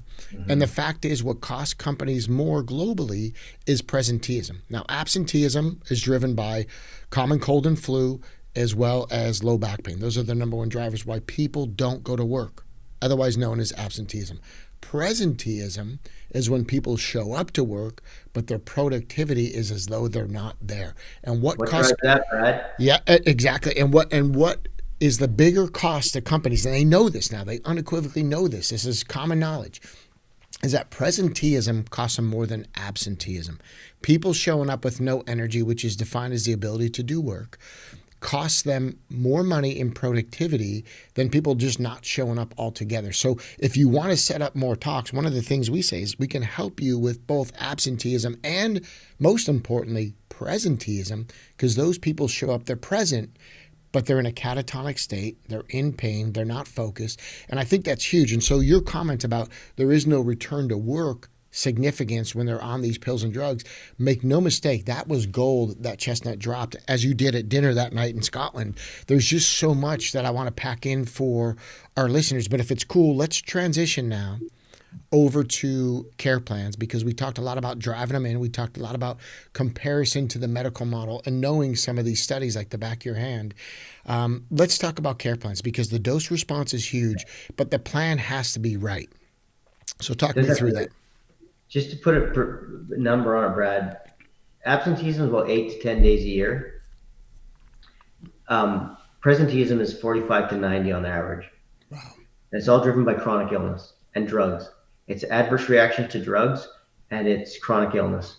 So the absenteeism is acute problems, cold, flu, acute low back, but the lack of productivity at work is chronic back pain, where they just have to go restricted duties or they can't do anything, or chronic illness and the medications and the adverse effects of the medications. It's absolutely like just debilitating to the economy of the United States and Canada and every Western country. So, and by the way, if you want to get in with a corporation, I'll tell you, the best thing you can do is talk to the boss and tell them that you're going to reduce costs and increase productivity. That's it. And that, two ways that cost them: presenteeism, absenteeism, and you're going to increase productivity. We're giving you like super powerful sound bites that we could probably talk for 30 minutes on that. We won't, but like, just use it. Take it off this podcast, flip it into gear, and watch how it changes, because it makes a difference. So that line itself got me a $10,000 talk at a huge insurance conglomerate in the Midwest. It was in Branson, Missouri, because the people who the insurance company who insured all the workers for the municipalities, firemen, garbage, municipal workers, they had a huge contract for all these Midwest companies, but they were getting hassled because the premiums kept going up. But the premiums kept going up because people kept getting sick or never getting better.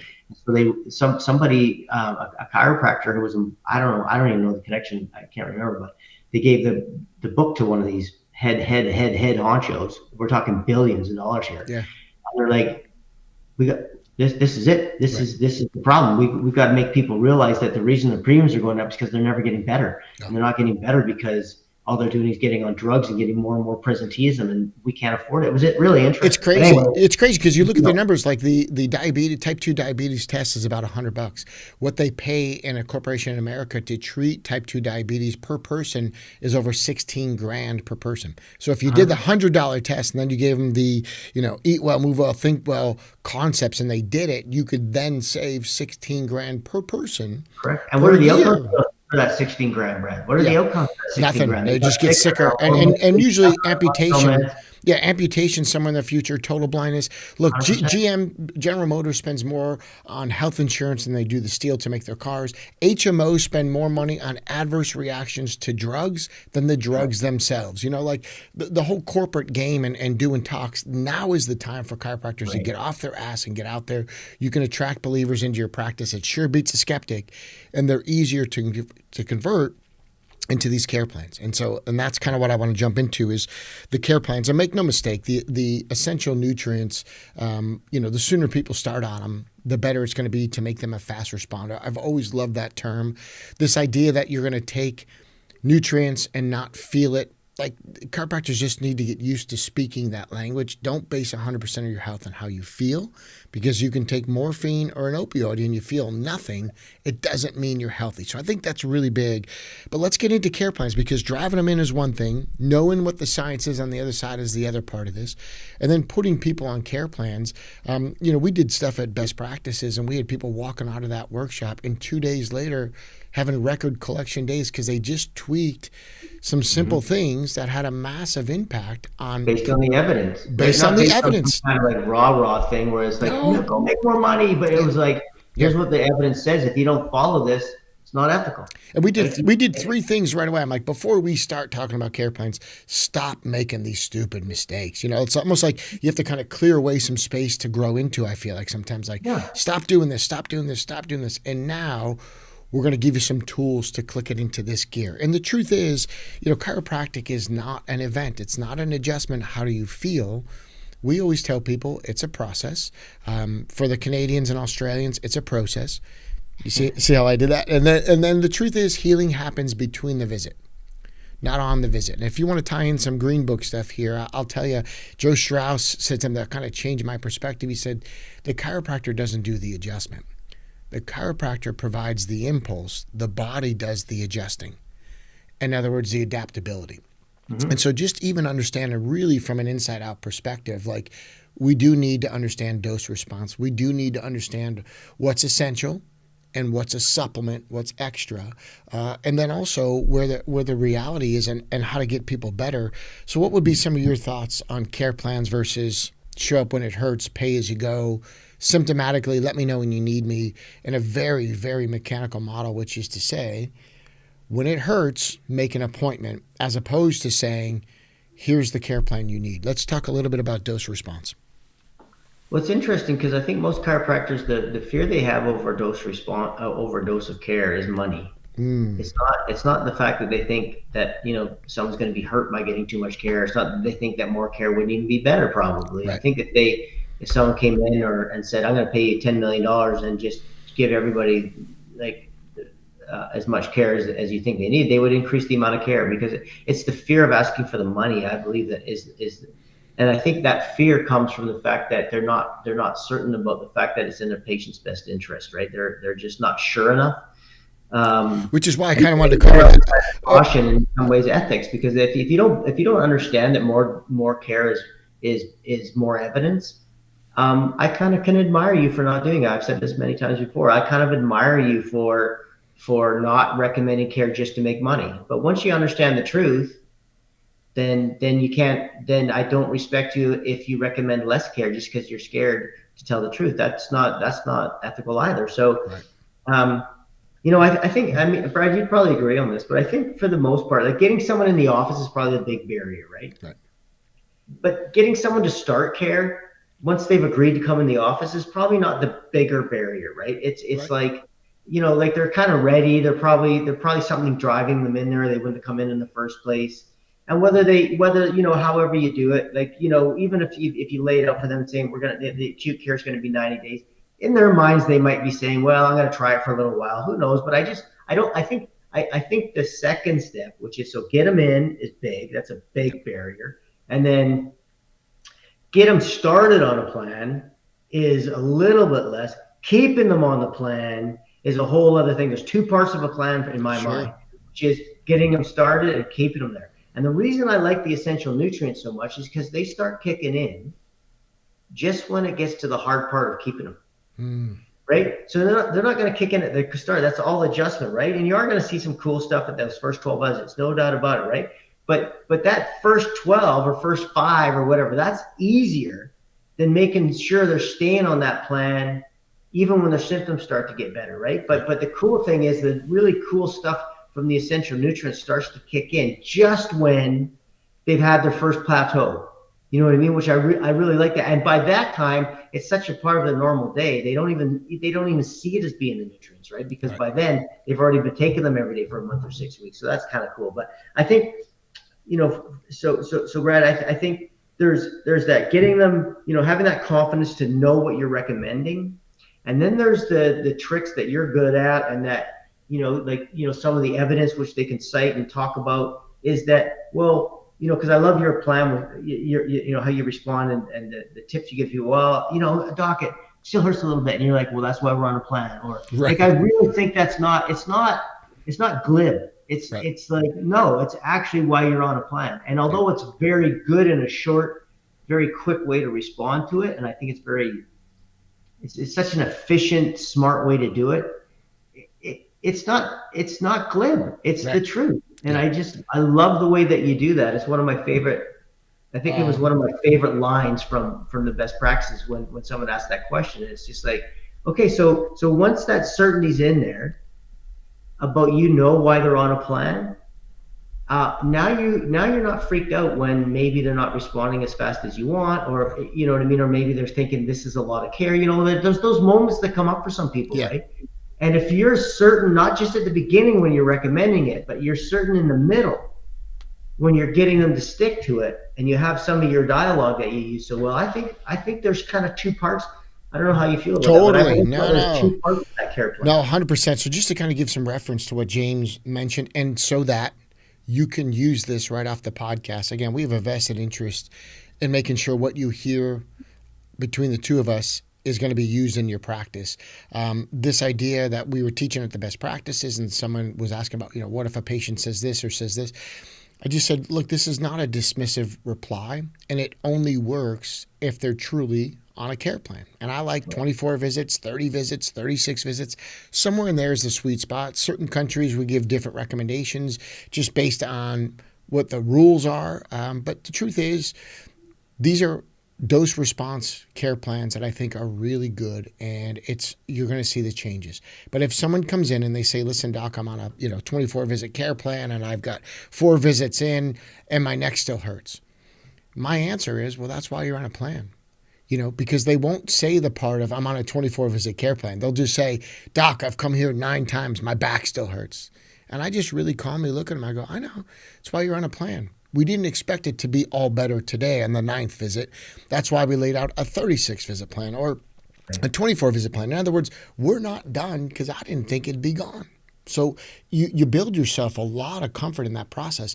And when I get asked those things, I don't raise my tone. I don't sound agitated. I actually go low. I get quieter. I go, oh, well, that's why you're on a plan. But you're also not threatened by it, Brad. Right. And the reason you're not threatened by it is a couple of reasons, I'm sure. One is you've had a lot of people who said that and later became very satisfied, happy patients because they got the right dose of care. And also you're aware of the evidence which says, I'm only expecting half the people to be half better at 12. Right. And so, and by the way, for the people out there in most countries like Canada, with Socialized Health Canada, Australia, New Zealand, sometimes they'll say you can only recommend 12 visits at a time. Well, that's not, it's true and it's not true. You can certainly not put them on get them to pay ahead, but no matter what, the reported findings is still the same. Well, we're going to look at you and evaluate you 12 visits at a time, but I'll just let you know, the literature is very clear. At best, if you're a fast responder, you'll be half better after 12. So we'll just kind of see what it's going to, what exactly your frequency is going to look like each 12 visit, but you can be sure that you're going to be here for 90 days, getting out of your acute problem and getting stable. And that's true in any country. I mean, even in the U.S., we've got to check them once a month, every 12 visits.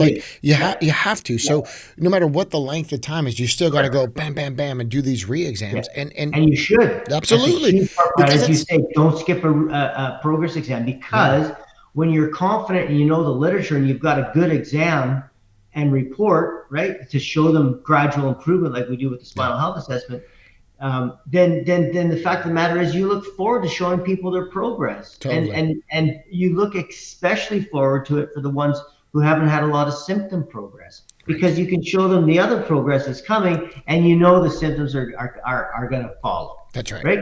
That's it. Okay, and they do, right? Like It- the people who haven't responded well at 12, they respond. yeah.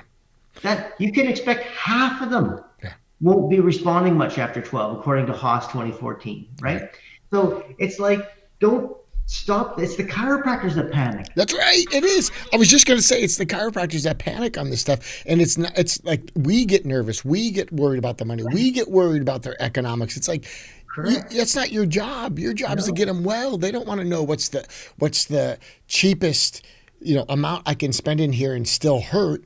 They go, what do I need to spend to get better? It's just like it's a foregone conclusion. They're going to need to do that, and so If you haven't had this nonsense at 3 to 5 visits, 3 to 5, if you haven't had that absolutely no evidence, fraudulent, garbage opinion, 3 to 5 visits BS put in your mind, you wouldn't even question. If you were just taught the proper evidence from the time you went to chiropractic college all the way through, you wouldn't even flinch right, when someone said, "Oh, I'm not feeling that much better at the first progress exam." You're like, "Yeah." right, You know what I mean? Well, Doc, I've been to 12 exercise sessions, and I can't do 10 one-arm push-ups right. or 10. You know what I mean? It's Yeah, just like, calm down, man. yeah. It's like I've been to we I've been to can't Pilates the 3 times. body. I can't get Yeah, my legs straight. It's like it's going to exactly. take more time than you thought. And I always say to people, look, I have to work within the biological laws. Mm, I'm not going to lie to you and promise faster results than are possible physiologically. Someone else might do that. I will never do that. yeah. We're working with your body. So you're going to respond to this about the same way you'd respond to an exercise program. Mm, And so, and why do you respond that way to an exercise program? Because that's how human physiology works. Those are biological laws. I have to operate. There's no miracles here. yeah. I operate within biological law. It takes time and repetition of a stimulus to get a response. And if you don't think your body's healing quick enough at your age, talk to the big man upstairs. I didn't Right. make the biological rules. That's kind of set Right. in stone. So one And by the thing, way, you haven't exercised for 10 years. Your right? diet is garbage. You're totally deficient in omega-3 fatty acids and vitamin D and probiotic and all these essential nutrients. Yeah, So it's like, are you expecting to be a fast responder? right. Are you literally going to sit there and tell me that based on your current lifestyle patterns, Yeah. you think that you should be one of the elite? Right. And the thing is, if the only runs you're doing is a run to the refrigerator, that ain't running. And I have Yeah. a phrase, and docs can certainly use this. I call them health negotiators. I said, do you walk 30 minutes a day? And people are like, yeah. And I'm saying, no, I mean like a 30-minute walk a day, not 3 minutes here and 7 minutes there, and that's 10. And then I walk to my car, that's 4 or 5 minutes, and I'll just round up. It's like 30. No, I'm just saying like a 30-minute walk start to finish, because they start to change these things in their head. They become health negotiators, right? But then there's also the flip side of this, which is if you're doing your progress exams, you're doing your re-exams, what I like that we teach is on the day one, we lay down like 7 layers of science. And when you go to recheck it at the re-exam or the progress exam, you're going to recheck these things and show progress through the care to keep people excited. And I want to repeat that. At your re-exams or the progress exams, it's to re-excite the patient. You have to do this because there's a waning effect through care. And if you don't show them the changes, you can't illustrate what's going on, they're going to lose interest. And unfortunately, the kiss of death is, when can I be done? When is my Right. plan over? As soon as you hear that, they're already done. So I just want to get really clear on this too, that the communication is critical. And a lot of times your patients, even if you're doing a re-exam and they have results, that does not equal referrals. Results in care doesn't equal referrals to your practice. There needs to be an initiating conversation. And we don't have time to go into this, maybe in a future podcast, but we certainly teach this at Best Practices. Within the re-exam is a totally appropriate time to get referrals, but they need to be stimulated, they need to be activated to do so, because there's a lot of social characteristics in play here for someone to recommend a friend or a family member to come in. So results don't equal referrals. There needs to be an initiation process, and the best time I think to do that is not necessarily a table talk, because those need to be quick and novel stimulus appointments, anchor it to the positive, and you and I have talked about that in the past. But at the re-exam is a chance to stimulate referrals, which is another form of new patients, and it's another form of pre-educated new patients, right? So I think that's critical. And then something you mentioned earlier, I want to go back to this. If people say no to your care plan, I think the phrase you used was it was a human tragedy. Talk to me about that, because that's how I feel. I mean, I genuinely feel like this is my opportunity at the report of findings to put them on a plan. Some general rules around this for chiropractors listening is it's got to be time before money, meaning the repetition is critical, and then also the time in your practice. People would prefer a 20-minute visit to a 90-minute visit. Time for money is what a therapist does. You're a specialist in chiropractic. You don't get paid for the time with a patient. You get paid for your specialty of finding and adjusting the right segments. So it should be a human tragedy for you, the doc, if they don't say yes to your plans. So I think that's critical, because decisions have consequences. They'll go down the street and start taking pills and drugs and meds. Talk to me a little bit about that human tragedy, because I think that was so big, and you said that like 30 minutes ago. I just wanted to circle back to it. Okay, so I'm just going to have one point to add to that progress exam, Brad, which is that I always looked at it, there was two things that I did at a progress exam. One was I reduced their anxiety about if they had any, about how fast they're getting better, right? So it's one to reinvigorate, like you say, but I always said I have two jobs here with my proper report. One is just to reduce the anxiety about if they don't think it's going fast enough, and then increase the optimism and show them that there's some really good things happening, so they can have great expectations. And that's, for me, really important, right? So and then for me on the referral side of it, I never did it based on, oh, it's the first progress exam, now's my window. I always did it on the progress exam where there was the most excitement, right? Because I think somebody who's kind of disappointed after 12 visits, even though they shouldn't be, that's not the best time to ask for a referral. It might be on the second progress exam. That's why you have to do more than one. That's right. That's right. Yeah. So let's go back to your point number one, which was decrease anxiety, increase optimism. I 100% agree. And what I'm always telling docs is at the re-exam or the progress exam, you need to lead them emotionally. Do not chase their emotions, because sometimes they'll be disappointed that they're 50% better. Yeah. And so this is a soundbite people can take to the bank and just say, listen, we are 1/3 of the way through the care.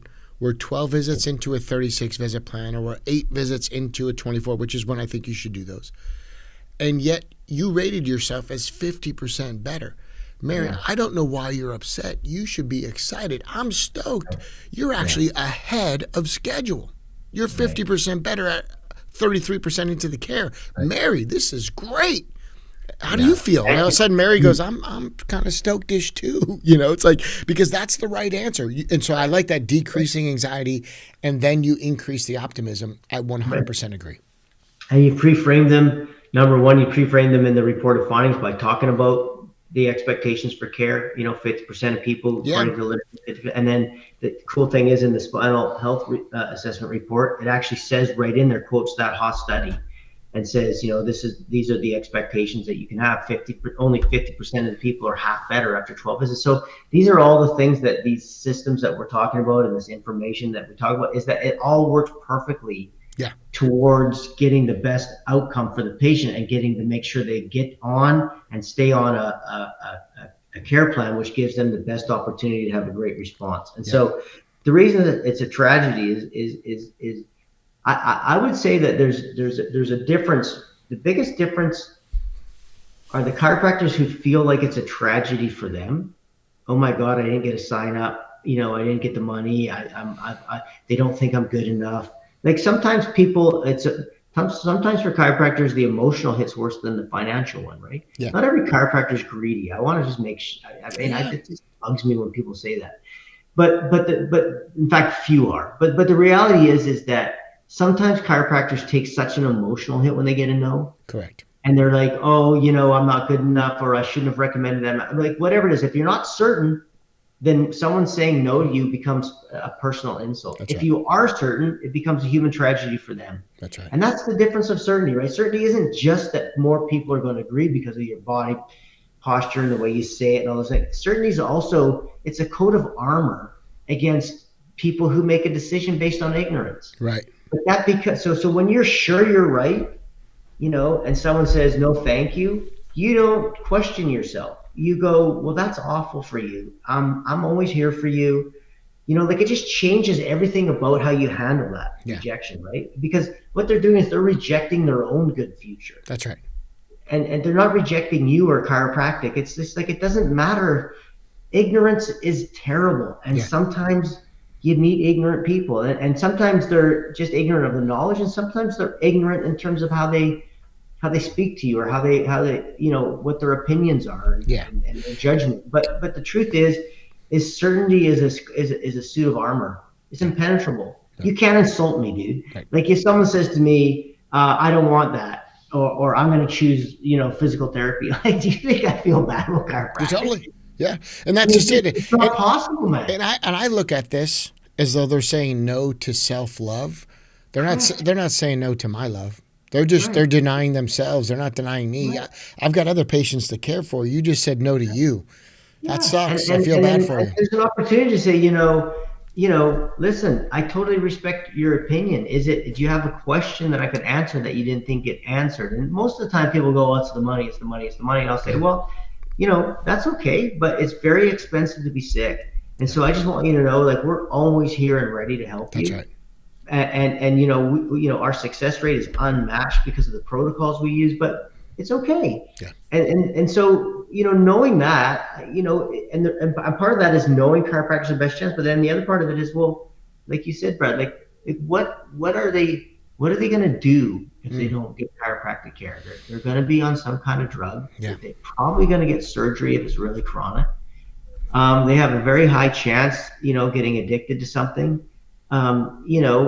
It's just like, it's not a very pretty picture, and they're often going to spend a lot of money on it. They'll go to physical therapy or try some other thing. And so by the time they've seen you, they probably spent, or even if it's socialized or through insurance, spent massive amounts, exponentially more money on other things that don't work before they get to you that does work. Right. If they reject your recommendation, they're going to go spend more money on things that don't work, and maybe they'll come back. But it is really, it's really sad. Right. For that person. It is. When they don't choose it. And again, I can't promise them anything. No. I just know it's their best chance. Like, why give up your best chance? It doesn't make any sense to me. I tell people all the time, and this is another thing for the docs listening this far, we got a couple more nuggets we're going to drop on you. But one of them here is, if they do say no to the recommendations, number one, you cannot change your recommendations. Okay, we'll do half the visits. It's a breach of your own integrity. So that being said, number two, isolate the money. And this makes a lot of chiropractors uncomfortable until they hear me explain it. But isolate the money. Say, are you saying no to these recommendations just out of curiosity? Is it the visits and the time in the office, or is it the expense and the money? Because it's either time or money. Those are the two biggest objections. And just isolate the money. Now, this makes chiropractors uncomfortable, but isolate it. Let them say, oh, it's the money, and go, okay. And Brian Tracy calls this, he's probably the greatest sales trainer, said you shrink to the silly. He said, okay, well, what if we could do this for about $4 per day, which is what a Starbucks coffee might cost you, or more, because in the U.S. there's care credit, and in other countries there's other things, and I don't work for that company. I'm just saying there are ways that they could finance it through a third party, not you. You don't need to be the bank. And they would pay $4 a day to get the care they need. And they're probably holding a Starbucks cup, which is shit coffee anyway. And they've already paid the $4 a day, but it's for caffeine, not for care. And so if you can isolate the money and then shrink to the silly and go, well, could you do it if it was $4 a day? Because we have this company we work with called Care Credit, and then you would go from there. So there's even a tactful way to do this that you can still overcome the money objection. Probably gave away too much on that one, but that's why I love these podcasts, is we just give value. But something I want to back up to you as well is we talked about quality of questions essentially equals the quality of your life. And you made a comment that if they're not eating well and they're not moving well and they're not thinking well, then ultimately that's going to lead to bad health, chronic inflammation, and we get stuck on this treadmill. You also mentioned that there wasn't a pill or a drug that was going to fix them not eating well or the type 2 diabetes for the corporate setting. There's not a pill or drug that's going to get them moving better. Talk a little bit about that, because that, I think that is the crux of the conversation, is that the questions aren't right. So therefore that the answers are trash. And that's what I would always say to people. I would always say, if you can't get this question right about why you're sick, you'll never get the question right about how to get better. And I said, so the reason medicine is failing is not because they're stupid or have don't want to help you. It's because they've answered that first question incorrectly. They believe that it's bad genes or an inability to self-regulate, but we can prove that that's not correct in 2 seconds, because genes haven't changed and chronic illness rates have skyrocketed. So why do you think people? And then once people answer, well, it's lifestyle, right? And then I show them a couple studies on that are killer. They absolutely say it's lifestyle. Out of the best journals. And then I say, okay, so now that we know it's lifestyle, why do you think medicine's failing? Why do you think that we spent more money per person every year for 75 years and gotten sicker every year for 75 years? Why is it that their outcomes are so terrible, do you think? And I let them answer. And they'll go, well, because, they're not addressing the lifestyle. And I'm like, right? They're not addressing the cause, right? Which is exactly why chiropractic is so effective. So then I would always say, well, what pill do you think could fix that? Do you think it's because we don't have the right pill yet? Or do you think it's because they'll never be right? Like, do you think that there eventually will be a pill that will solve problems of not exercising, or not having the nutrients that our cells need to operate and produce healthy hormones so that we can feel good and be strong and our muscles work and our bones don't degenerate? Like, do you think there's ever going to be a pill that will fix that? And they say no. And then I use my rocks in the backpack analogy, right? And I say, right, so you get sick and you don't feel well. You get sick because of bad lifestyle. You don't feel well. And then you go into this person's office, and what they do is they tell you that they give you a pill. Right. And then you leave and you feel a little bit worse and you go back and then you get another pill. Right. And you leave and you come back. And I said, so when does that stop? When you're dead, full of pills. Right. And people are not offended by that. I can tell you, I've said that to thousands and thousands of people. If you just come out and start bashing medical doctors or all that stuff, it's not believable to them, because it's such a huge system. But if you ask them and they answer their own questions, well, no, it doesn't make any sense. Like, obviously it's lifestyle. Right. And I've even built that into our report of findings script. Honestly, as once we're showing the x-rays, I'll just say, what pill or drug is going to get these restrictions, these subluxations in your spine moving? And I make them say, there is no pill. Right. So let's talk about what we're going to do. Like, I built that into the equation. That's probably why we have the highest percentage of conversions for patients initially. But I'm going to tell the listeners, you should have a 10% higher conversion going into your asymptomatic wellness care. If you set everything up right that we're talking about and that we teach with best practices, you should have a higher conversion of people who complete the care plan initially moving into wellness care, meaning somebody's 50% at their report of findings. Half of your new patients come in, you put them on a plan. Well, then your conversion into your wellness care should be 60%. If you convert 50% of your new patients, 60% should stay with you into that next phase. And the reason is we do those layers of science. We can talk about things like allodynia. We can show things at the progress exam where they're improving. They can feel the differences when we do the touch and tell. It's all laid out in a really succinct manner. Higher than that, Brad. When people start seeing your office as this resource of really cool lifestyle stuff too, and that they see you, that they're not just there. I hate the word just, that they're not there solely for chiropractic adjustments, that they've realized that there's this combination of things to help them have a better life, and that you're this expert that has been dropping these truth bombs and this incredible information on them for that whole 3 months. I think we could almost go even, higher, and you'll take that and make it better. I know, but I'm just saying, like, it's one thing to have people have a great response to chiropractic care in terms of their symptoms, but when they see these other amazing things that you're a resource for, they don't want to leave you. No.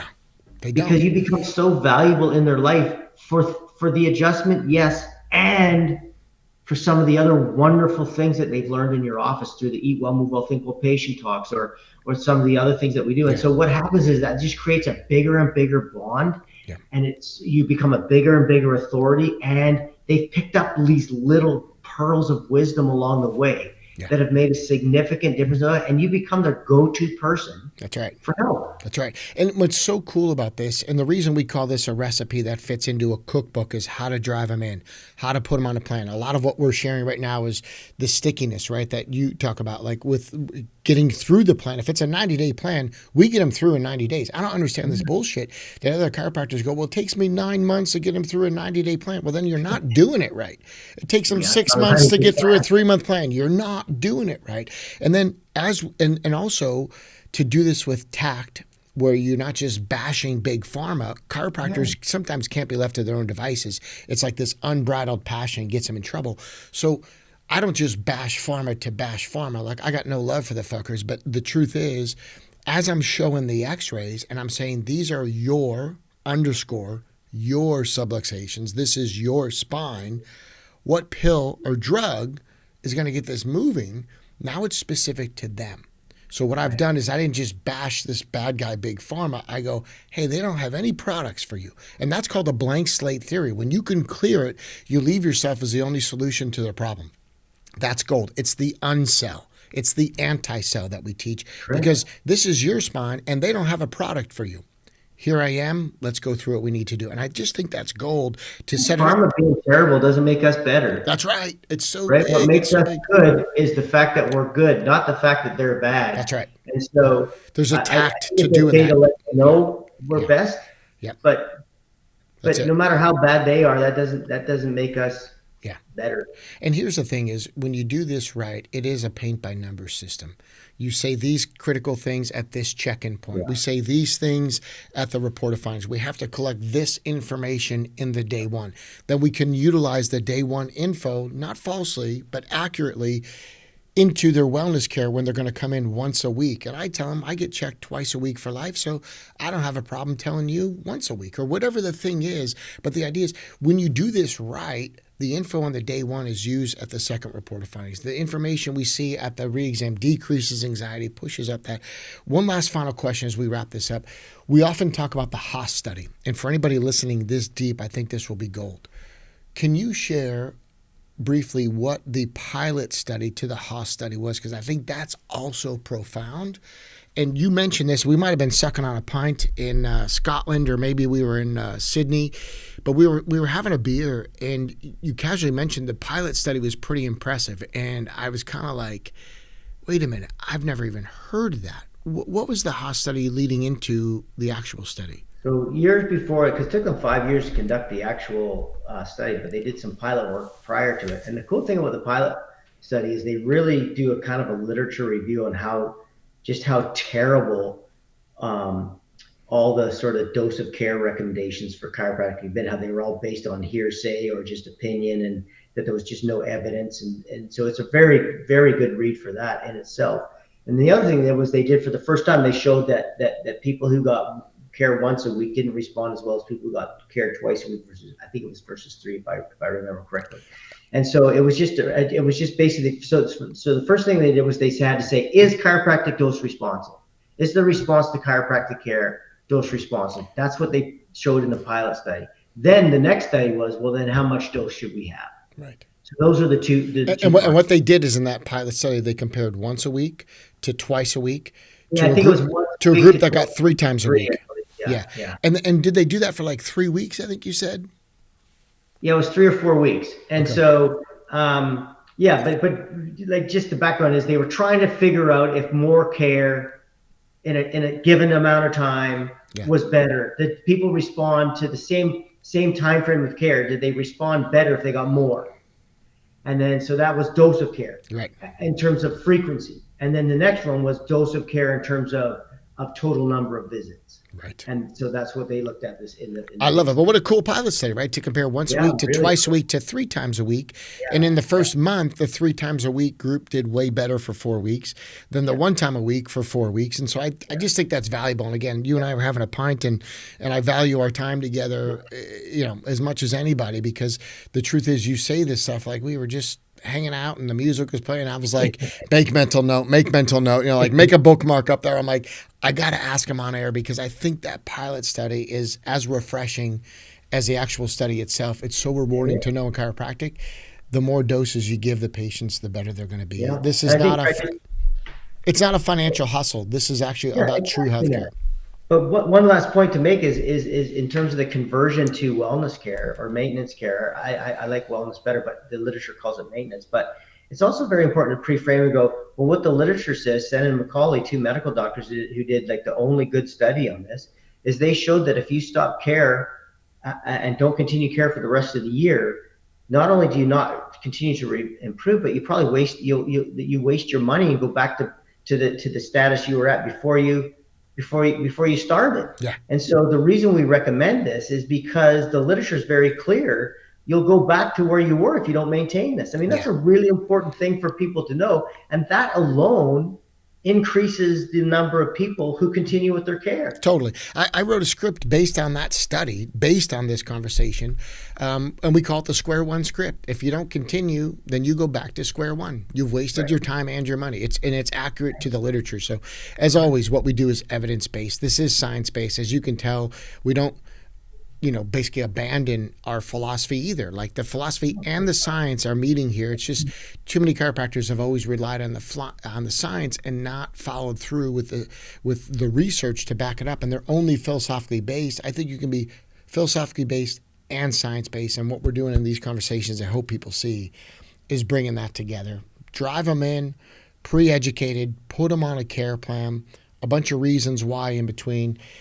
Bro, as always, these things are just so good. And I'm noticing we go a little bit longer and a little bit longer on these because they're good. Initially, we're like, let's do 45 minutes, and now we're way past the 90-minute mark. But as we wrap up, They can break it up. any final questions, any final thoughts before we wrap this one up? No, I don't think so, man. I think again, it's just like listen, these are the variables that determine success, and success is that the patients are having a successful interaction and outcome, Yep. and the doctor and staff are having a successful interaction outcome. It's a win-win. And the fact of the matter is, in order to do that, you've got to get them in. You've got to be able to put them on a proper plan and keep them on that plan. And that plan has to include things that give them the best response to your stimulus. Yeah. And if you put all those three things together in a systematized, efficient way, which is what we're doing with best practices, then you will succeed. It's formulaic. Yeah. Success is not random chance. It's not just for some people. It's for the people who do what's required to produce it. And we figured that out. We've got the recipe, like Brad says. And so it's like, there's no reason not to succeed, man. It success leaves clues. Please follow these clues and be proud of yourself and proud of your profession. You're saving lives every day. It is formulaic. It is a chemistry. There is a working knowledge here. And I have no doubt somewhere in our future, we're going to have statues on campuses for James Chestnut and the work you're doing. That's not glazing. It's true, man. It's like just the succinct sound bites. And for a free podcast, man, you just kick ass with the delivery of content and information. You're an absolute gem in this profession. I treasure your friendship, and I really appreciate you doing this out of the goodness of your heart. So thank you so much, my brother. Until next time, everyone, there are many factors in health. Don't forget who you are and what you provide. You're the X factor, what we like to call the Chiro-Factor. Till next time, cheers, everyone. Cheers. Hey, everybody, it's as simple as that. Drive them in, put them on a plan. If you want to drive them in, Speak to Attract Believers is where it's at. It's a hybrid. You get it live and you get it online. One fee, you get both. If you want the best way to convert people into wellness care so when their symptoms are gone, they are not, then your starting place is the Elements of Closing. Now look, I'm doing some online coaching in small groups. If you want that, please message me an email because you can get started in a virtual format even before we come to your city. You got to message us for us to give you the details. Please let me know, but I am doing small coaching and I'm running some of these groups myself so that you get content that will help you grow, referrals, retention, create that stickiness. We infuse the science. I'm the only evidence-based coach that Chestnut will certify and say, go to Glowaki if you want it. So doing these podcasts has led to some really strong relationships and partnerships between us. Allow me to be your mentor because I am not a coach. You see, I'm in the game. I still adjust. I still see patients. And what I like to teach is model successful behavior.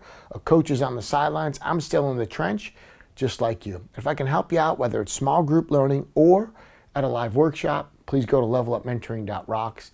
And as always, we want you to keep rocking. Cheers, everyone. Let's make chiropractic number one. And this is our episode signing off from the Chiro-Factor.